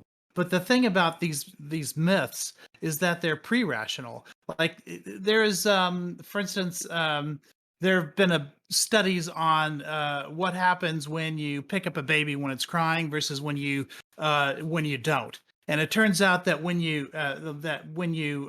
leave a baby to cry and cry and cry and never get picked up, that's been linked later on to life to learned helplessness.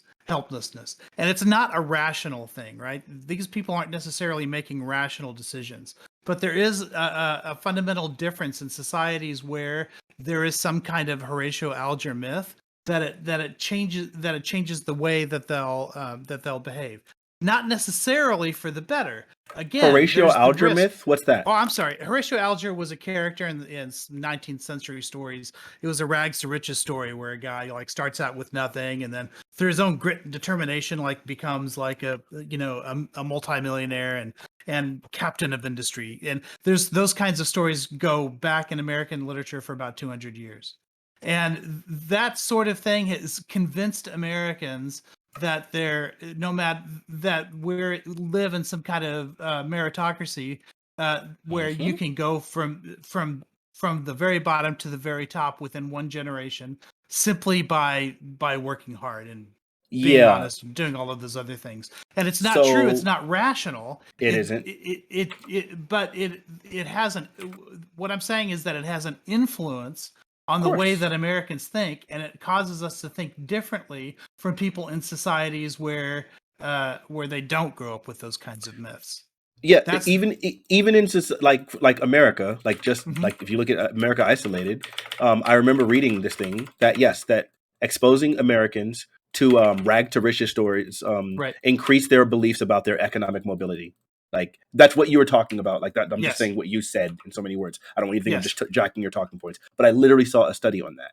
And like, and it's just that simple. Like that's how Americans believe they have economic mobility. But in reality, the numbers are absolutely atrocious. In fact, I've seen other studies that have like clearly demonstrated that the greatest determinant for success is the success of your parents. It has nothing to do with like smart decisions. In fact, wealthy people make worse decisions with their money, it's turning out, than poor people. But it's just because they have such a great shield, then they're able to still reach economic success. So it has almost nothing to do with any of those other factors. It's just, were you born in the right way? Luck. We're talking about likelihood. We're talking about percentage chances, right? And I do believe, right, and I think this is very true. I think it's self-evident that you can take action that will increase your chances, maybe not by a lot, but you could take proactive measures to increase your chances of success in America in ways you cannot in other countries or under other systems. Absolutely, we're in the best country in the world. That's facts. I think what you're like, I get what you're saying, but a good example is like, for example, if you're a child and you're going through school, like you're going through elementary school, middle school, high school, college, you have pretty high chances of getting through those things. Not 100%, but there's really high chances. So rationally, as a parent, you can look at your kid and you can plan their life around graduating school. That's not like an insane thing to do in most places. In most places, you can kind of rationalize that your kid will leave elementary school. But as these things get more and more complex and more vague, and the achievement becomes higher and higher and not as accessible to everyone, because again, school, for example, public education is accessible to more people than being a billionaire. I don't think Prime's argument is let's not give people the path or tell people to be successful. I think the argument is let's not tell them that they can all be billionaires, because that's not a practical path everyone can go down. But everyone can go down the path of success. Everyone can go down the path of achieving what they try to achieve, but just don't be unreasonable. Small correction. Like, you don't have to be, for example, because we just the building example, you don't have to be Chris Hemsworth to go work out. You can work out and be fit, and you just won't get that buff.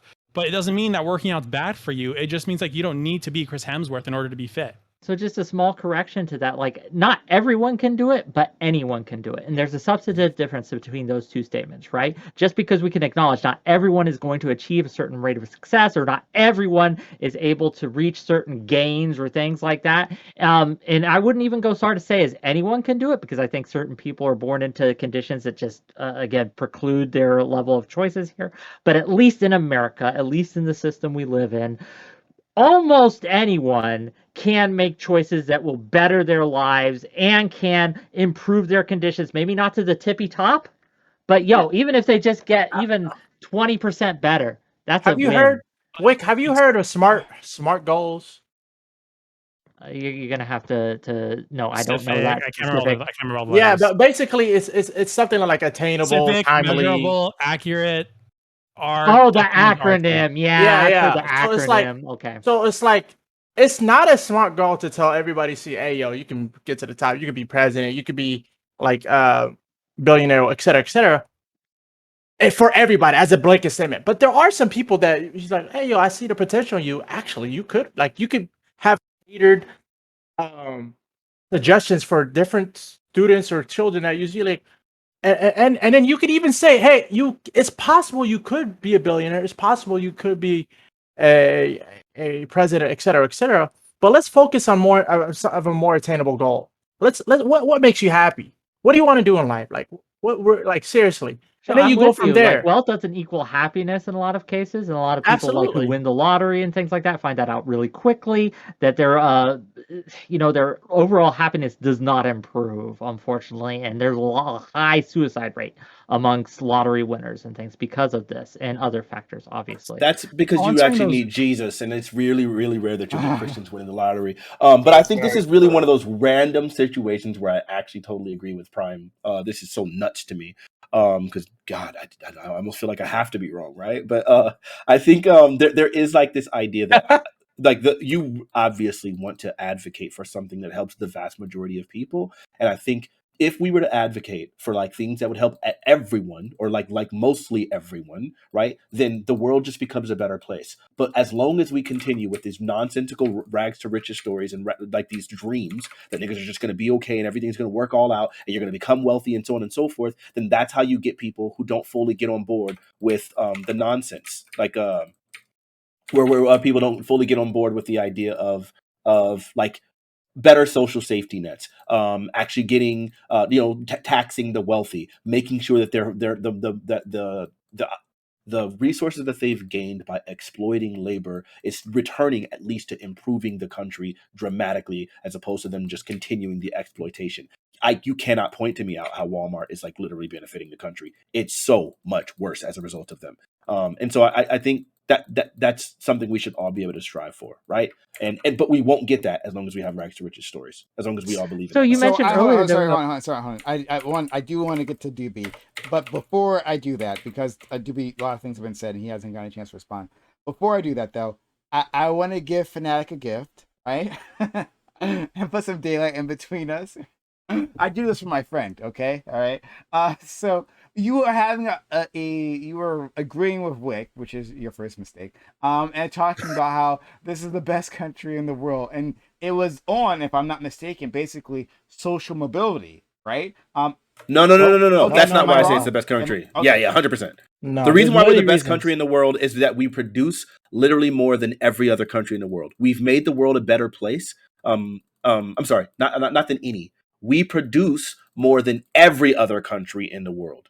Biotechnical medical advances. Okay. Right? That's huge. Culture, black culture. No, screw that. I want measurable, quantifiable things. Biotechnical advances, without question, literally make the world an infinitely better place. The reason why everyone else is able to do free healthcare is because we spend more on healthcare than like all those other countries. And again, we produce more biotechnical medical advances than literally every other country in the world combined. There's about 198 countries in the world, and if we combine all of them, then we produce more than them in the world, right? Then when you look at like our influence as far as defense, right? Like when it came to like NATO, one of the largest treaties that's been like largely responsible for like keeping Russia and China at bay.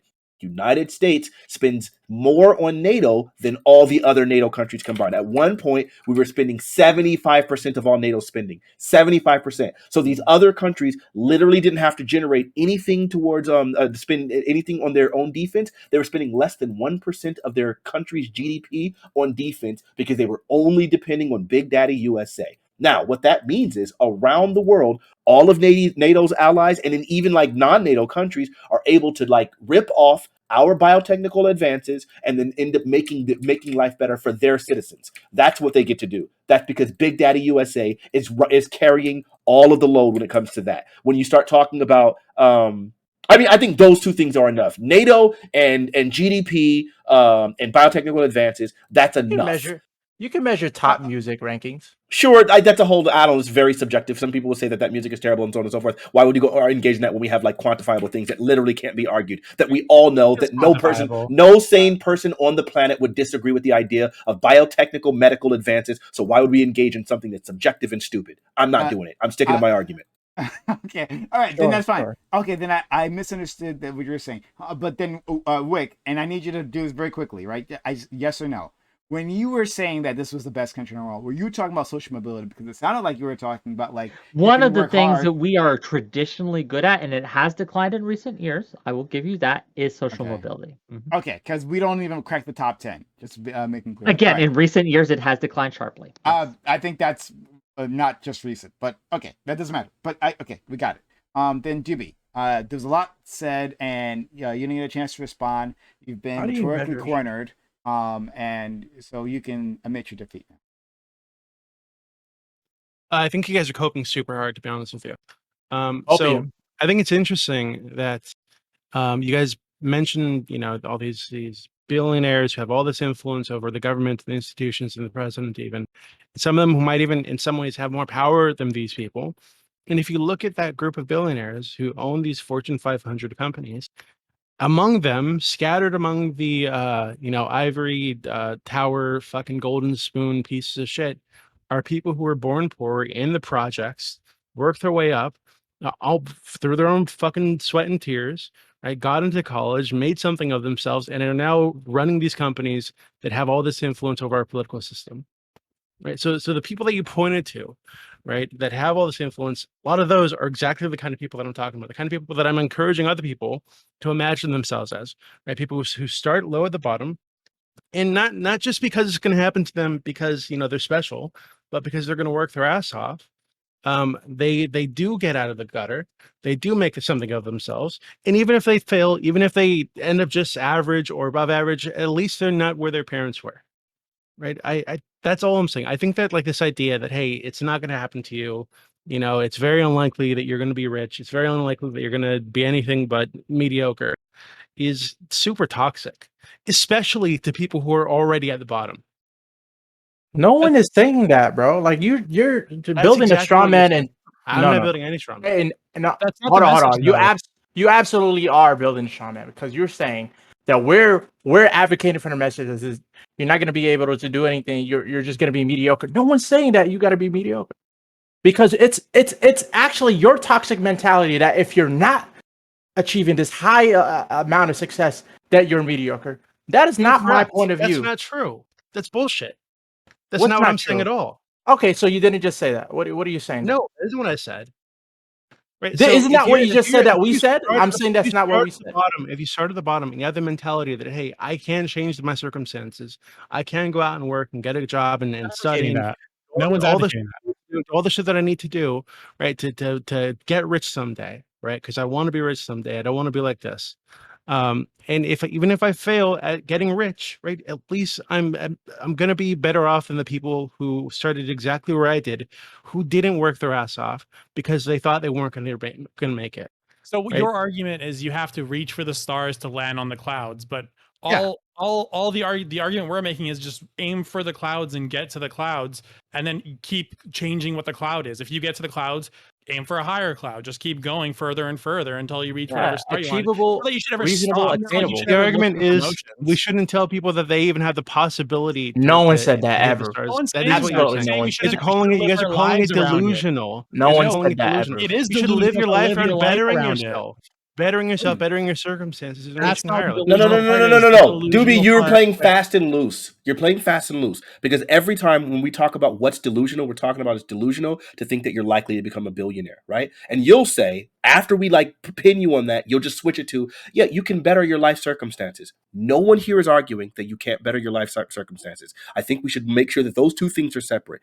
It's never delusional to tell people that they can better their life circumstances. First off, let me just make sure that's clear. Is there any person on this panel right now that believes it's delusional to believe that you can better your life circumstances for every single American born in this country that's not like grossly disabled or something? Is there any person that believes that?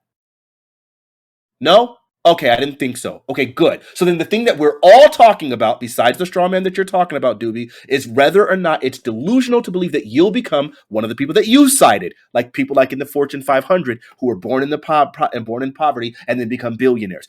That's what we're saying is delusional. Is it possible? Yes. If you want to start talking about 0.0001 percentile of people, yes, it's possible. But in reality, is it going to happen? Probably not. So then in that sense, we shouldn't be catering lives or conditioning ourselves for anything amongst the expectation. Now, should we be thinking, again, to sell it, to make sure it's properly couched and sandwiched, should we be positioning our lives based on the idea that we would be living better than we are now and being ambitious and trying to improve ourselves? Absolutely. Are we going to become the monarchy? Are we going to become presidents? Are we going to become probably congressmen? Are we probably not for the most of us? And I don't think we should be catering lives around that. You should teach people about being whatever, and then those people can ascend. Some people will choose to ascend past the points that we tell them to. For example, if we say, yes, you can make a lot of money and you can get in these really successful fields and do something for yourself, that's fine. Now, some people will literally rise in those corporate ladders and still become top 1%ers. Some of those people will go on to earn 200,000. We shouldn't be telling people to live around that. We should tell you, make sure you're just doing the best for yourself and earning a possible living so that you can actually take care of yourself. And then those people who ascend will ascend, and those people will be surprised at the ascension, and so on and so forth, and strive for the ascension, but it shouldn't be the norm. Okay, so when you say, because now I feel like you guys are attacking the straw man, right? So when you say live your life around the possibility that you're going to become a billionaire someday, what do you think that fucking means? What do you think somebody does when they're living their life? I said likelihood. I said likelihood. Okay, I didn't say possibility. Well, I'm not saying that it's even likely. I've never. Okay, good. So then we agree then. I said likelihood then. Or it being likely that they're going to become a billionaire, right? And I'm saying that they should be aware that, hey, this is a possibility. There is a chance you can do this, and if you want, you should work your ass off to try to make it that way. And if you fuck up, if you fail, if you don't get there, hey, at least you tried, and your life is better, right? Because you've done all the things to better your life that you would have done if you were trying to get there.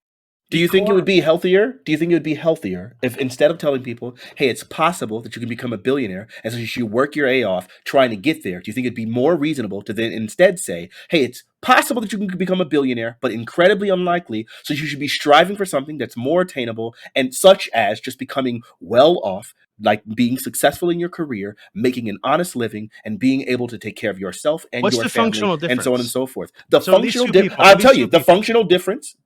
The functional difference is that if you tell a person that they can be a billionaire and they try for that, then they can be disappointed because expectations are the predecessor to disappointment, right? But if they don't have that expectation, instead, I'm going to work for as good as I can get. I will be as successful as I can possibly be, and then that point, you don't have that sense of failure that can accompany a person who's striving to be a billionaire, which is unobtainable for that person. I have a better consequence. Hold on. I want him to respond to what was just said, but I have a better consequence than that. Politically, right? It affects how people vote because some people think I might be that billionaire someday. Why would I want to raise taxes on that billionaire? Right? Like this is the class that I am aiming for, I'm striving for, and just maybe I might make it. And so they end up voting against their own best political options. So Doobie, respond to that, and then everyone else can jump. Yeah, if you're arguing that, hey, if people have the understanding that there's a possibility that exists out there in the world that they could become a billionaire and they work toward that possibility and they fail, they're going to end up like embarrassed multimillionaires or something. Like, sure, disappointed multimillionaires. That's way better than some of them won't, but some of them won't even get that. Even the millionaires are like, right? So what about disappointed? What about disappointed $100,000 a year? What about that? That's fine. I think these people are much more likely, especially if you start at the fucking bottom. Why are we giving him that? Be much better off than people who don't have that in mind, who don't have that even that possibility in mind, and they unfortunately think that you're just wrong. There is no chance. There is no chance. Why are we giving him that? Okay, let me try. Doobie, we're giving you too much because why are we giving him that? If you shoot for the stars, you're gonna land amongst the clouds. If you shoot for the stars, sometimes you crash, just like NASA. And do even worse. Let's look at someone. Let's look at someone. How many times have we seen literally Hollywood? This is a place that I frequent quite a bit now. And I've been living in California like every year besides one in my life or two. We know how many people go to Hollywood and think beyond anything, I'm going to make it. And that desperation takes them to some of the most dark places. That's literally what the porn industry is filled with. We see that this is where you get a lot of a lot of the crackheads, a lot of the people that end up on drugs, living on freaking Skid Row, are people who cut off everything that they had with their family and everything from wherever else they lived, desperately trying to make it in Hollywood, and then failing and crashing and burning miserably. We see this in the music industry. We see this in Las Vegas all the time. People who go to Vegas not to gamble, but because this is the entertainment capital of the world, and I'm going to be in Cirque du Soleil, or I'm going to have my own show, or I'm going to make it as a singer, or and then those people end up failing miserably. Or you see it happen in gaming, where people say, I'm going to literally quit. I'm not going to do college. I'm not going to do whatever. I'm going to drop out of school in order to pursue this other thing that I think can make me whatever. And then they crash and burn miserably because that dream was sold to them. So the idea is that people will suffer. And secondly, you're just wrong that there's no harm here. I'm going to read this quote from my chat because somebody said it really, really, really really eloquently, and I think it's perfect. He said, this has been studied, the not father, Ian Lord. This has been studied extensively in psychology. One of the worst things you can do to yourself and others is to set unrealistic goals. That is the fastest thing to induce a defeatist attitude. Small, short to medium term realistic goals is always the way to go. And I think everyone here knows that. I don't know why you're trying to argue anything else. Two things. Okay, so just real quick.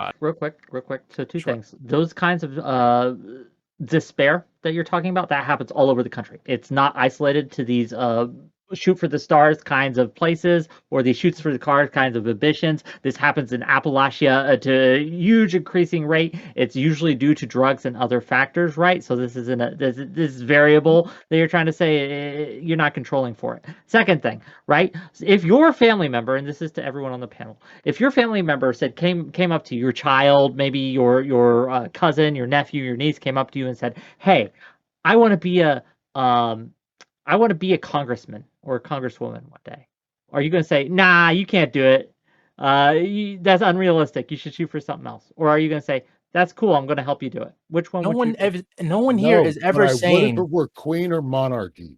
Bro, I spit hot fire. Why didn't we just let him respond? Why'd you ruin it, Wick? Yeah, Gosh, you did ruin it. I dropped the mic and it was done. Quick. Fanatic, you were done. Talking about something real quick. I was done, and he could have responded and just accepted that he was wrong. The consequence of what you guys are pushing, right? That hey, even these people who try to be, if my kid wants to run for president or senate or the House of Representatives, I tell him delete all your social medias and start from scratch. That's it. If you study, read your book, all that stuff. Don't mess with social media. Don't leave an internet footprint. Leave it like that. You know, he'll have the cleanest elections ever. Okay. That was the most random. So I think the consequence of what you just said, right, a bit ago, where you thought you dropped the mic, was that what you're actually doing is say, hey, you have all these people who fail and end up on Skid Row, end up as prostitutes in LA or fucking Vegas, or they thought they'd be professional gamers and they failed. Is people just don't pursue their dreams anymore, right? Because that's what you're telling them to do. You're saying, hey, it's unrealistic. You're not going to be a big Twitch streamer. You're not going to be a big gamer. You're not going to be an actress. So don't even try. Right? That's the consequence of what you're saying, I think. Because otherwise, if they do try, they're going to fail, and then they're going to end up on fucking Skid Row or whatever, prostituting their assholes. No, that's not it at all. Because there's so much middle ground between those things. And again, now, for example, you can tell someone, listen, the likelihood that you're going to be the next Kanye West is extremely low, but you don't have to try to be Kanye West. What you can just be is a producer, right? Like you can be, I don't have to name anybody, out of name drop, right? You can be Fanatic. My point being, you can just go ahead and be successful, do your music, make a living, and then that's good enough, right? It's not about, I'm going to have the flashiest cars, I'm going to be a freaking millionaire. The way Dave Chappelle had his mindset in the beginning when he was doing his comedy, because his dad did not want him to do it, he specifically said, if I can make as much money as you and mom make as a teacher, as they were professors at university, he said, if I can make as much as you guys make, then I feel like I'm doing okay in comedy. And his dad was like, well, as long as you keep that attitude, then I think that's perfectly fine. And then as he did, he continued to improve and become the funniest comedian of all time. And now he's literally making over $50 million in a single deal, right? Like that's how you can do that. But he didn't sit there and set a goal of like trying to become, a billionaire from comedy. He didn't set the goal of being, I'm going to be the most highest paid, whatever. He just knew I want to be successful, and success can be just enough to support me and my family and what's reasonable. And that sounds like that's what you can aim for. Fanatic, if you were trying to, because it sounds like you're saying you're not trying to be like massively successful with your music career or whatever. So if you were trying to be massively successful, what would you do differently?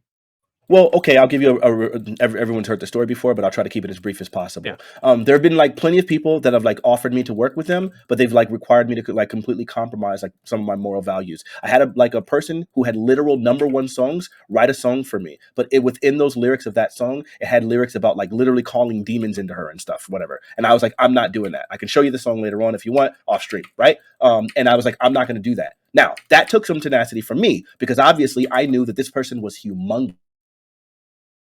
And if I'd rejected that offer, then that person was probably just not going to want to do the music with me anymore. And I did it as like eloquently and happily as I possibly could. Like, hey, you're amazing. I love this. This sounds really, really good. It just doesn't match this. I just, whatever. And she was just like, well, I'm not going to do this song. I'm not going to rewrite a song. So just find someone else to do it. And that's the end of it. Right. There have been plenty of opportunities like that. Or my brother having really good connections with people like Snoop Dogg and Corrupt and all of those people and being in the studio with those people. But me feeling like, yo, I know that I've been given a gift by God, from God with my music, so I'm not going to compromise myself in that way.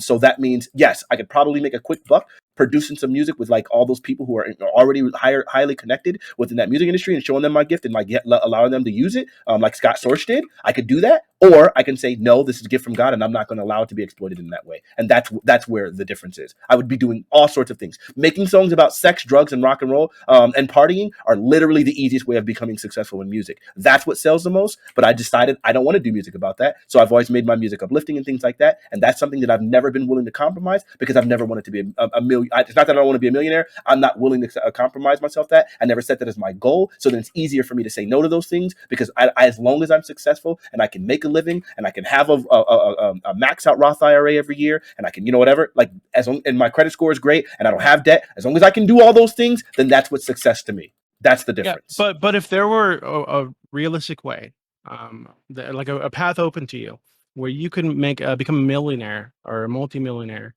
making gospel music or something, you'd go for it, right? Sure. Yeah. So like, and if that path opened up further, and you were going to become like the fucking biggest piano dude on the planet, right? You'd probably go for it, right?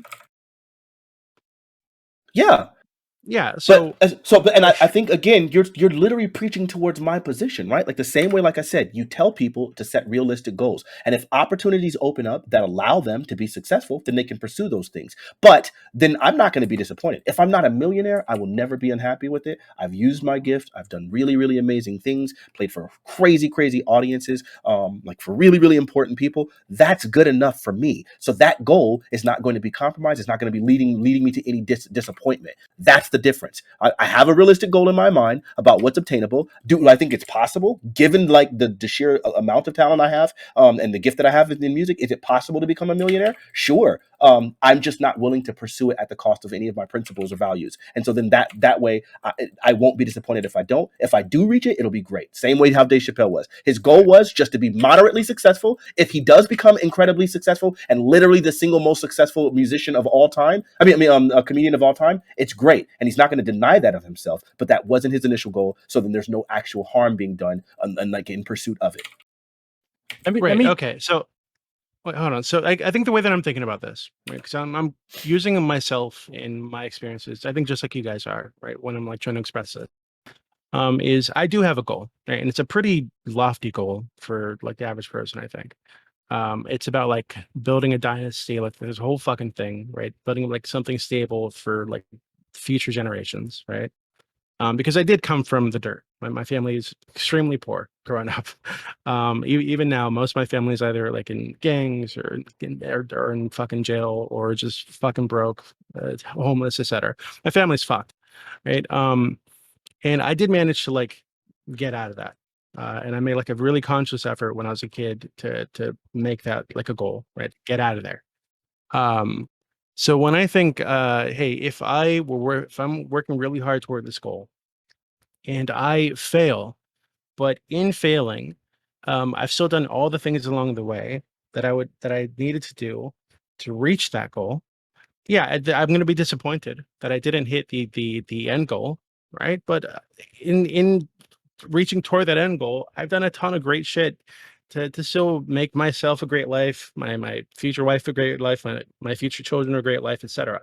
right? And hey, I'm going to be disappointed, but that's going to have to be enough, right? And I think that can be enough. So I'm not saying like, hey, and there is a possibility. There's a real possibility for me, on my life path, the way things are going right now, that I could be like a fucking 100 millionaire in the near future.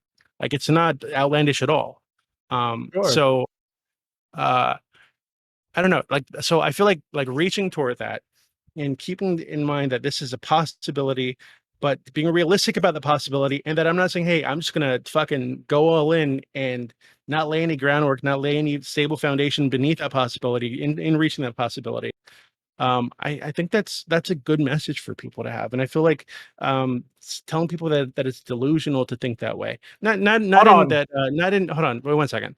Not in that it's even a possibility, but it's delusional to think that it's even likely that they get there. I think there's a. I feel like that's what we're saying. We're saying the same thing because you're saying your initial goal was to get out of there. Your initial goal wasn't to be president or to be a billionaire. That's what we're saying. That's what like Dream was saying with like, the whole SMART goals thing. It's like a super corny business thing, but the SMART goals is all about aiming at things you can get. It's like, okay, I open a lemonade stand. I'm not going to say I'm going to become a billionaire with lemonade stand. I'm going to first try to sell 100 cups of lemonade, 1,000 cups of lemonade. Yeah, but that's milestones. 10,000 cups of lemonade. Yeah. Yes, that's what we're talking about. We're talking about milestones. Yeah, but if you want wait. Your first milestone isn't to be a billionaire. What we're saying is give people achievable milestones. Don't tell people who are like in the dirt that they need to be billionaires. Tell people that they can achieve things that are actually in their reach, things that are in their community, things that they can actually walk out and go to. The person who's like as Doobie said, like in the dirt, they're not going to go and become the CEO of Microsoft tomorrow. That's not an achievable, reasonable goal. Do you think Doobie is asking? Do you think Doobie is advocating for people? Advocating for that. I'm saying we're on the same page. I'm saying we're literally advocating for the same exact thing. Yes. Doobie's saying the same thing we're saying. Also, there's a difference between like acknowledging reality and a recommendation, or acknowledging possibilities, right? So, if a kid were to come up to me like, hey, I want to be a firefighter, I want to be an astronaut, I want to be et cetera, I will never say no, you can't do that. You know what, Val, you try your luck somewhere else. I would never say that. Hey, that's some amazing goals. Okay, that's cool. Yeah. My next would be like, how are you going to achieve that? What are your next goals? Like, how you? Okay, well, you got to read this and that. You got to be prepared. You got to be smart. You got to make sure you get A's in your classes. Make sure, et cetera. Like for me, like I have huge goals. I have really, really huge goals. I want to be the president of the United States, even though I'm an immigrant. How am I going to achieve that? I have it all planned out. I'm gonna run for office, a small office here in San Francisco. Then eventually Board of Education. Then eventually Board of Supervisors, the City Council. Then become mayor. And after mayor, run for Senate. Then run for the other Senate or City Council or Senator somewhere. And then after that, governor. And then as a governor, I would advocate to change the Constitution to allow immigrants to run for president. And then I'll run for president. You see, I'm not saying, never forget your dreams to be whatever you want, but even if I don't achieve my goal, like I really do think we're all saying the same thing here. I don't know. I can agree with you because, like, look at Arnold Schwarzenegger. He showed up in America from Austria and said, I'm going to win Mr. Olympia. I'm going to go into politics and I'm going to marry a Kennedy. And he fucking did every last bit of it. All right, Bill Burr, I hear you. But all we're saying is, I think everyone's saying the same thing is dream whatever dream you want to be. But I think we would recommend, I think unless you're a fucking idiot, we would recommend that you would take like a safe route there. Like at least get your like eggs in order and lined up, the ducks in a row, right? At least get your ducks in a row before you have these. I mean, like I have to have a job before I'm. I got to run for office. Yeah, I can't do that if I don't have an apartment. Yeah, but that's part of the package, though. Like, that's part of the. Go ahead. We're all saying the same thing. No. I just want to point out the only reason why I like really went into it talking about myself specifically was because Doobie asked me personally, right? Because of like whatever. Like aside from that, I wouldn't have just gone into myself. I've kept it very general because the topic should have been about the general idea. And what I presented Doobie with was a general idea.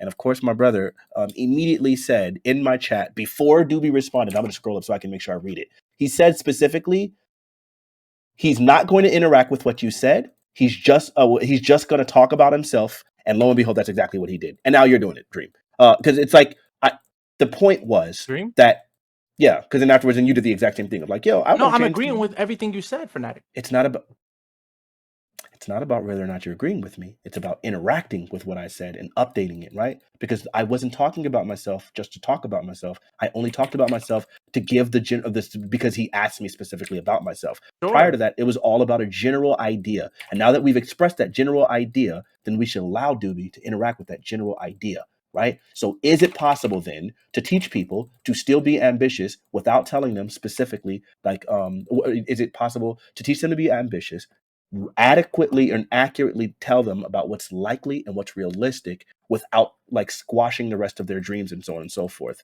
That was the whole conversation. And that's what I gave. That's what I was answering. That's what I was giving him. That's what I felt like I was responding to, and so on and so forth.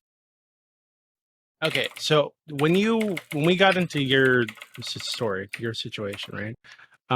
There's no way for me to like interact with that without like arguing with you about your musical career or something. Like I'm not gonna do that, right? You just extrapolate the general principle. But that's what I did. I feel like that's what I did, and because I asked you about your story, I moved to mine to like have some parity with you, right? I wanted to, if we're gonna talk about your stuff, we're gonna talk about my stuff.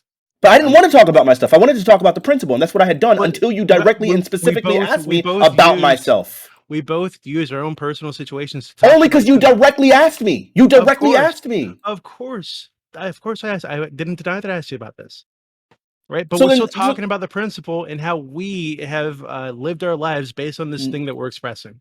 No, that's not what. Okay, you were like talking about what was possible, right? Like, or what was realistic and what made sense and what would be the results of these things. I had been already talking about at length what made sense about like what you should be teaching people, and then I gave my personal example to like demonstrate to you, because you asked me, that you can do this without squashing the rest of their without squashing the rest of their ambition or their belief that they should work hard to try to be any better. So then, do you feel like that adequately show you that it's very possible to like help someone be realistic about what's possible without doing so?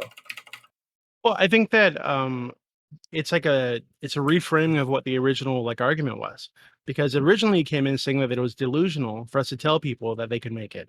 Yeah. Right? No, we're into, hey, it was delusional to tell them that they'll be. Oh, I'm sorry. What do you mean by make it? Are you talking about be the literal 1%? I'm sorry. Not delusional that they did. No, I'm sorry, because you lied. We didn't say it was delusional to tell them.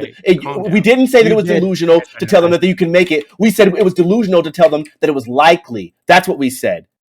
Not even. I never said that it was even likely, and I've never said that it was likely. I said it's a possibility. No, but that it's likely that it's going to happen. Let me just clarify. The delusional part was to structure your life around that, as in you're going to make worse, because like again, this is all about living in a society, right? It's all about living around other people. So you're going to make worse decisions for yourself and everyone, because as Wick said, even though anyone can do it, not everyone can do it. Which means and that's why I asked you, like, what do you mean by structure your life around it? Think about it. Structuring your life around it means like what you vote for, where you decide to live, all these things, like basically structuring all the decisions around your life. Okay, around I'm gonna interrupt you. Would you tell a dwarf that can be in the NBA? So, Chami, real quick, like there are bad ways to structure. I don't think Doobie would disagree. I don't think anyone would disagree that you could structure your life around a lofty goal in a shitty way. That can happen, and that if you do that in a shitty way, it can lead you to bad outcomes. Right, obviously, that's silly. But there are ways to do it smart. There are ways to do it wisely. There are ways that you absolutely can build a foundation for lofty goals in the future that do not run the same risk as going to Hollywood and becoming, because you fail at your dreams and have done it shittily, that you're going to end up on the streets. Obviously, there are ways to do it that do not lead to those outcomes. That's what I'm trying to say. We're saying the same thing. We were very specifically talking about being billionaires being the 1%, not lofty goals. A lofty goal can you just keep talking about that, but me and Doobie are absolutely not talking about that. You are saying that was the initial conversation. Top 1% is 600,000 a year.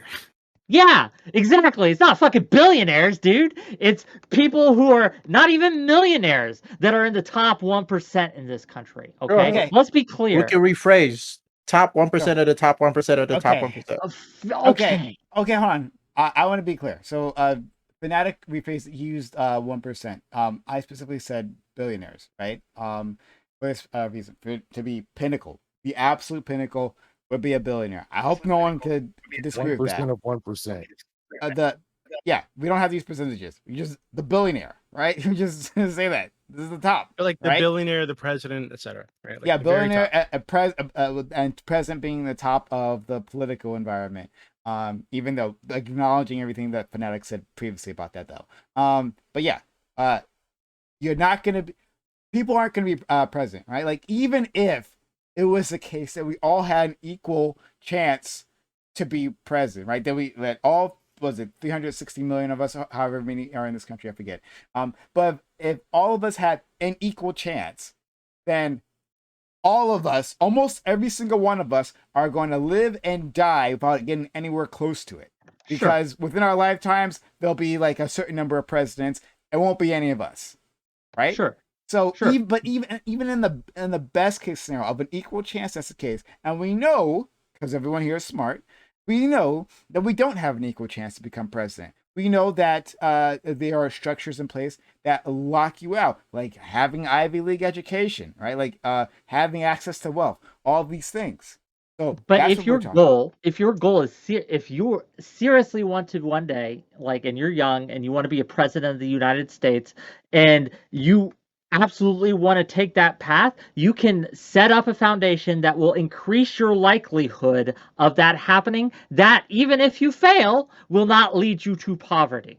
There absolutely is. The message yes, you can. Not to shit on a kid's dream to become president. The message is don't make it the national identity to become a billionaire. It's not just that. Think about like this. I want to be an astronaut. You go. No, even still. Be an astronaut. Even worse. How about instead, let's stick to the principle and make sure that the idea is that you set realistic goals for the person, so you can say, hey, you can make the world a better place, right? Right. Like as opposed to thinking, hey, you're going to be the president, right? How about instead we think what you'll do is you can become in some elected office, even at a local level, right? Become a freaking comptroller if you need be. How about those things, right? Like why can't we just put realistic goals? Right. So like, yeah. And then if they achieve above that, then they'll do that. That's what we've already been saying. Why are we going back in circles and looping? Okay, so if this is focus on your values first, and the money comes later.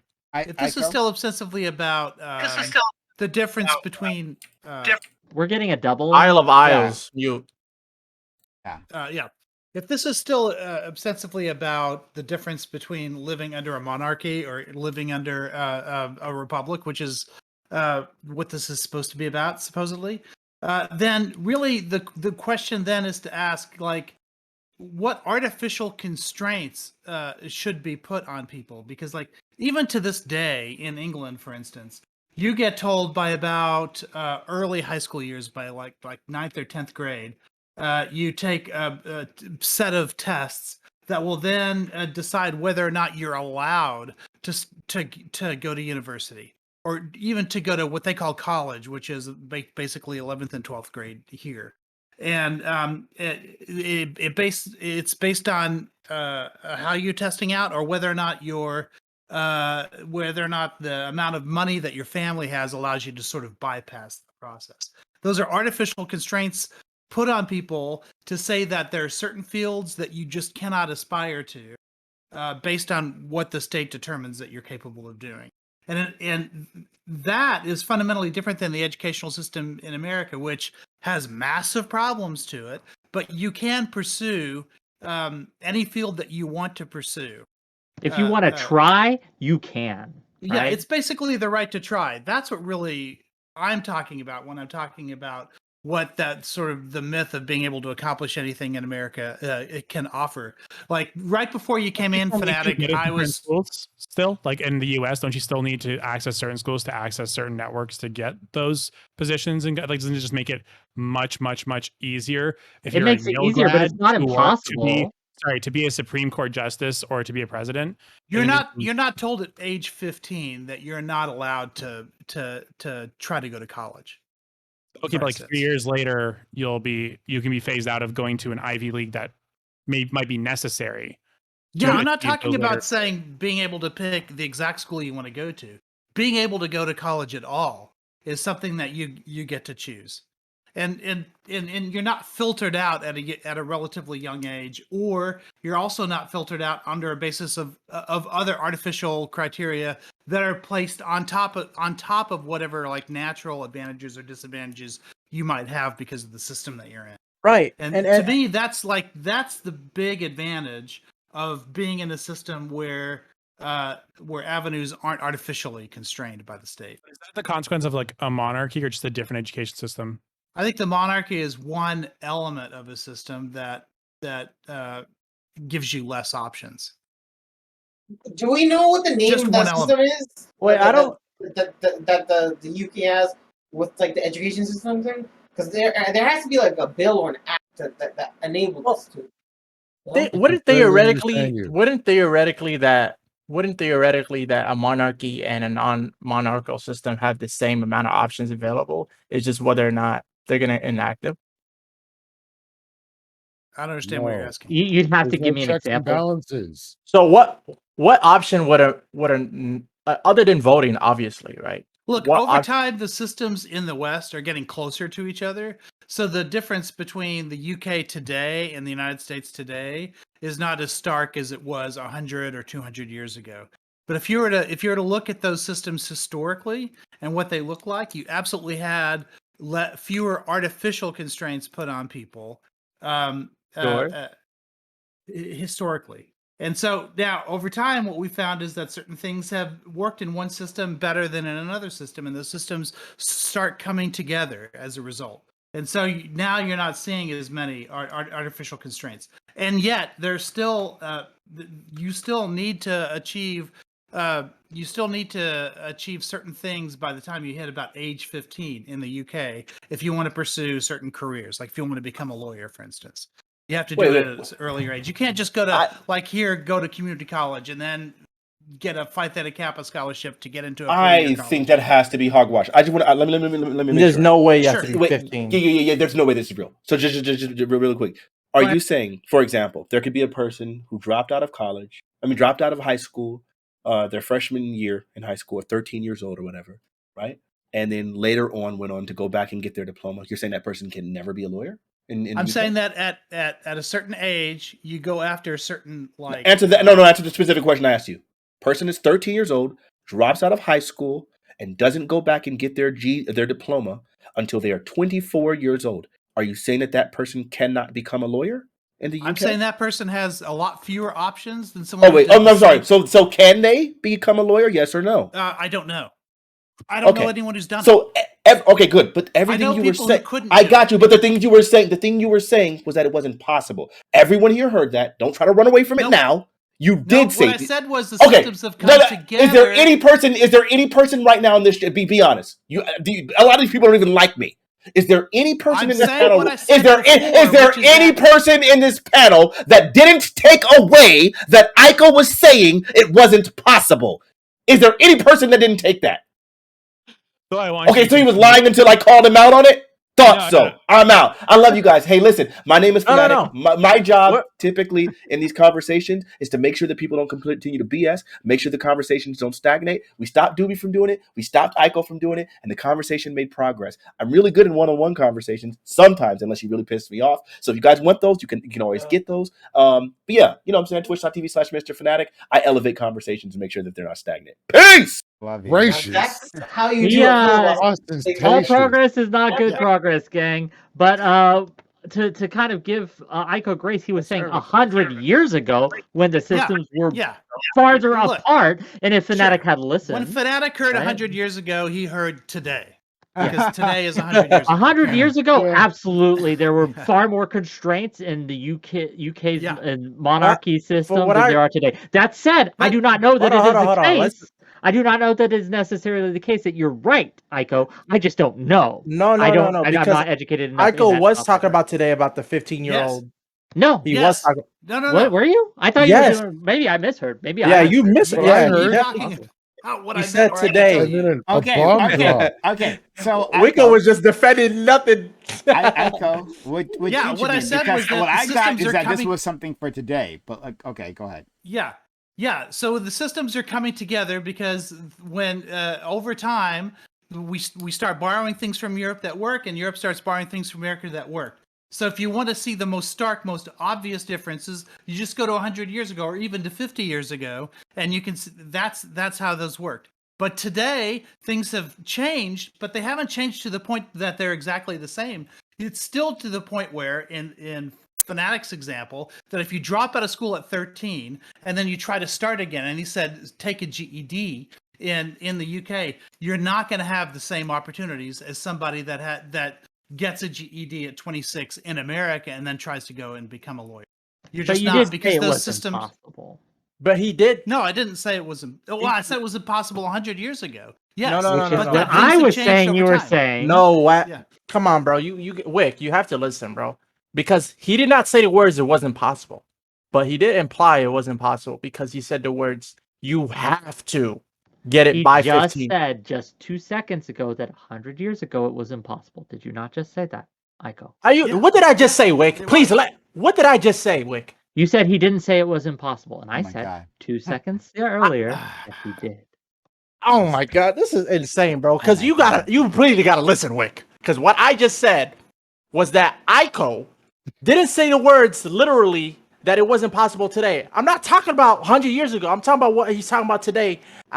He said he implied that it wasn't possible by saying the words, you have to get a certain things done by the age of 15 in order to get a career in law, which implies that if you don't have those things by 15, it is impossible for you to become a lawyer. He did say that. Okay. All right. Can we just move on? Aiko is. They just want to hear themselves talk. Is the prince of lies, and everything he says it cannot be trusted. Okay, let me just say that. Right? He's just good with his words, man. Yeah, Aiko's great. Taz. I have not said anything except interrupting people like very early. Did you want to get something else out, Taz? I'm trying to remember all the topics here. Okay, so I think that it is insane for people to talk about America having a monarchy, because the fact of the matter is, if we were not going to have representation in the parliament, we were never going to be part of the kingdom. That's period, done deal. We have, how do I call it, quote unquote, royalty families. It's called political families, like the Bush family, the Dick Cheneys, the Reagans, now the Obamas, the Kennedys, a bunch of other people, but it's more regional. And what I mean by regional is, like, if you reach a certain height of politics, then you will be well known in that level. You know what I mean? So, like, I'm pretty sure there's like some last name that is well known in certain states, but I never heard of it because I live in New Jersey. So that's a thing. But I mean, I think I don't think a monarchy system is going to be beneficial, because we just don't have that history that like allows us to just go back. You know what I mean? We have a history where, we have to do it on our own, and that's pretty much all it is. I think we just have to.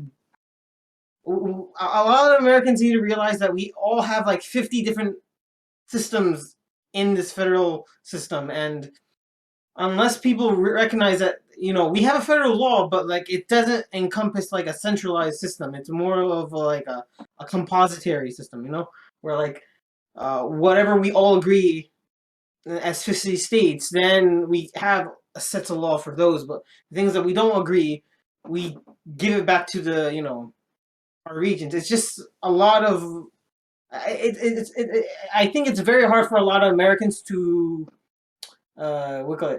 envision what we are right now, because we've been told so many different stories under different presidents and different media outlets, and just it's just complete nonsense. You know what I mean? The system's complex. Yes. It's not that the system is complex. That's just scapegoating it. It's just confused. What is this argument from?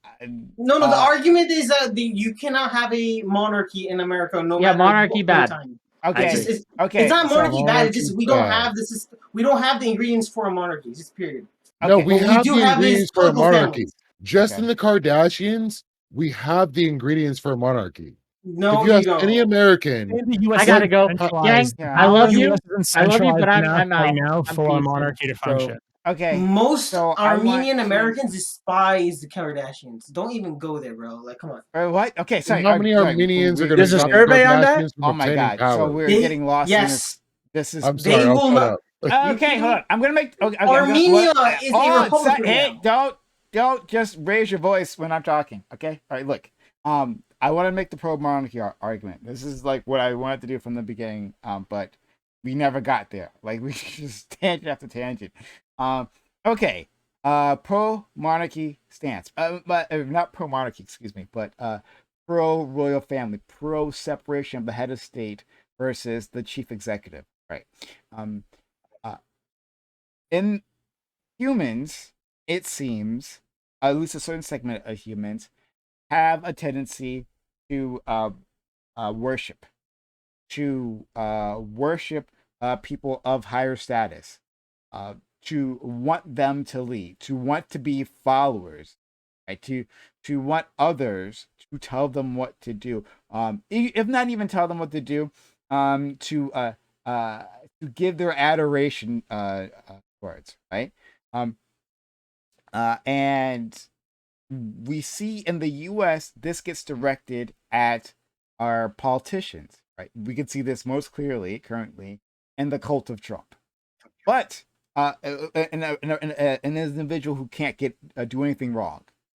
But we can also look to the past and to the examples that were just given: the Kennedy family, the Bush family, where these people are given these people are given a deference, right? Because you become a part of a political dynasty, and people give undue influence to the words of these individuals just because they're above them. See this in celebrity culture, and what this means, right, is that these people aren't, when it comes to the government, right, people who hold positions of power, people aren't properly judged for their actions, right? That people put their hopes and dreams and their adoration in these individuals and aren't taking the time to judge them by their policies, which is literally the only thing that matters for a civil servant. Compare this to Britain, and I think this is the best argument for that constitutional monarchy, is that within that system, you have the royals, and so that's where people send their adoration to, right?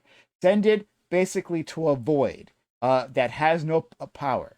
That's okay, right? Worship the prince and the princess, and they have a baby, and apparently we got to give a shit about that for some fucking reason, whatever, right? But do all that, but then when it comes to the prime minister, shit on him or her, judge them for their policies and take corrective actions.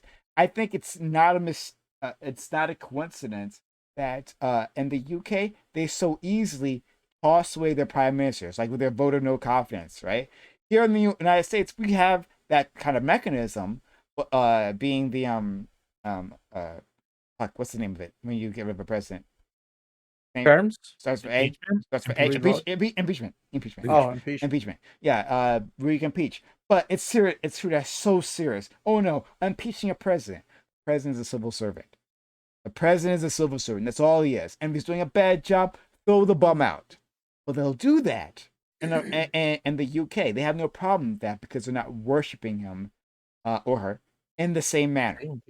So my argument for you for the monarchy is that a royal family, American royal family, is that people will adore them, they will worship them, and then maybe have a more a skeptical eye of the civil servants below them. There you go. Anyway, so I'm asking. I started with Kardashians. They are a prime candidate to be an American royal family. They are in the spotlight. If America is looking for an entertainment factor for a higher class, why wouldn't they choose social media stars? Well, I think there's a false dichotomy here. First of all, with prime situation, that it's either with these two things, you can just worship the monarchy and not worship the elected officials. When oftentimes, I'm pretty sure there's people in Britain that worship both. And I don't think worshiping either is necessarily a problem in itself as well. You can worship or like look up to a group or a person and want to be like them for good reasons or want to have good things. I mean, there's nothing wrong with that. The problem comes with like worshiping the wrong people, like people who do bad stuff, who are influencing you for the worse. Like anybody in power is going to have influence, and anybody with influence is going to have the kind of like the ability or the magnetism to attract people that will worship them. So anybody with power has worshipers.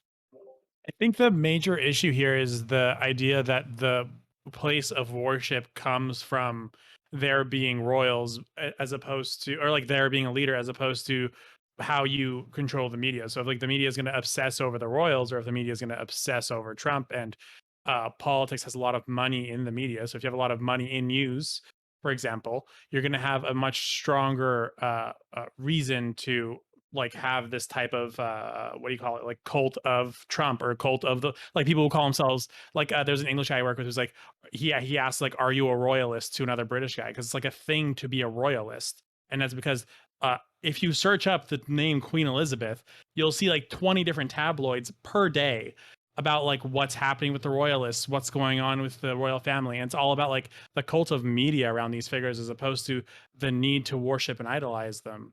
Because I don't see the same type of effect within Canada, for example. Like, I don't see that same strong effect of like worshiping Trudeau. I think I missed the point in my argument in that Kanye ran for office. Had he won, say if it was a different type of race, one race was for politics, one race was for social monarchy. If Kanye had won, we would have had a reality show of monarchy. I mean, we do have one with Trump, so I mean, I don't know what you're talking about, bro. It's very close. It's very close. But what's the therefore? What's the therefore about that? Is we have a functional government. The monarchy is a figurehead. They don't really do anything. They don't make real decisions. They're there for the drama, for the tabloids, for everything else. So hold on. Yeah, go ahead. No, you finish your point. The actual politicians, like what's his name that just got put, Boris Johnson, and all these other party members make the actual policy for the UK. So the Trudeau isn't head of state. He's not head of state in the UK. Like that's the Queen or the King. No, Trudeau is the Prime Minister of Canada. Yeah, he's the Prime Minister of Canada, but the Queen is the head of state. Yeah, the Queen is the King. But what is now? You got to define head of state, because at that point, we don't have strong royalist culture within Canada. We don't have like a royalists everywhere going like, yo, I really love the Queen. We don't have, she's not like a de facto part of our society. But you can look at other places. You can look at places like, let's just say like a good example is places that have a lot of members, like a lot of parties, like Israel's a Knesset, and it has a lot of trouble forming a solid government, even though there is no head of state. You can look at Pakistan, which has a really hard time having a solid prime minister for years on end, and there is no separated head of state. So like there's lots of examples of like president like leadership falling apart without a separate no, but the reason Pakistan is like dysfunctional is because of first of all, Pakistan has a president, but the president and the prime minister is all under the military rule. Like this is a whole different issue. It's a whole can of worms that is like so confusing. I can't speak for Israel because I have no idea. What was I gonna say? With Pakistan, it's like you're talking about a military junta. Like this is very similar to what Turkey had before Erdogan came into power. When Erdogan came into power, the first thing he did was to remove the military as like some like branch of the government, because it's not a branch of the government. It's supposed to be subservient to the civic office. So yeah, it's like I have a question for you. I can define the head of state for you. Okay, I know the definition. Another thing. Just one more thing. People don't. Just one more thing. It doesn't matter. It does matter because we don't understand. So you have two types of constitutional monarchies. You have ceremonial monarchies, which is like the UK, and then you have something like executive monarchies, which is like something similar to the AUE. Saudi Arabia. Saudi Arabia, even Morocco. You could argue that Morocco, even Japan. No, Morocco is definitely ceremonial. The prime minister and I need to get going. Yeah, have a good one, buddy. So, look, I just want to get this out. Sorry, because this is literally. I'll talk to you guys later. Have a good one. Okay, I just want to get this out. A head of state is the public persona. This is from Wikipedia. A head of state is the public persona who officially embodies a state in its unity and legitimacy. Depending on the country's form of government and separation of powers, the head of state may be a ceremonial figurehead or concurrently the head of government and more. In a parliamentary system such as the United Kingdom or India, the head of state usually has mostly ceremonial powers, that being the king. Though I don't know who the head of state is, actually don't know. With a separate head of government. However, in some parliamentary systems like South Africa, which is what our friend Taz is getting at, there is an executive president that is both the head of state and head of government. That's what we have here. We have the president, which is the head of state and the head of government. I was using the word chief executive for head of government, but yeah. So there you go. Right? They embody the country. They're the figurehead of the country. They give legitimacy to the country. If the queen gets taken out, that's an insult to legitimacy of the country, which is not the same as like a regular minister in parliament, MP being killed, right? Those two things aren't the same. The king, excuse me, has provides that level of legitimacy. That's what I was going with. I was going to ask you, We have like, that what's function in America because we don't have a contiguous king who would provide any legitimacy. We'd just be making something up out of whole cloth. So there'd be no legitimacy like being inherited or lent to the government. So the thing with India, is okay. So when you have republics that have parliaments and a president, the president represents the party politics. Like whoever's the majority party, they're appointed candidate to be the face of the party while as president. So they'll try to have that president act as like a it's political, but it's more like a passive, like a soft power. Pause. We're gonna have to pick this up some other time. I just want to make that case because this is the case I want to make like hours ago. We can pick this up at some other time and have this argument. Thanks all. We've been doing this for 8 hours. I don't want to do it anymore. Thanks all for being here.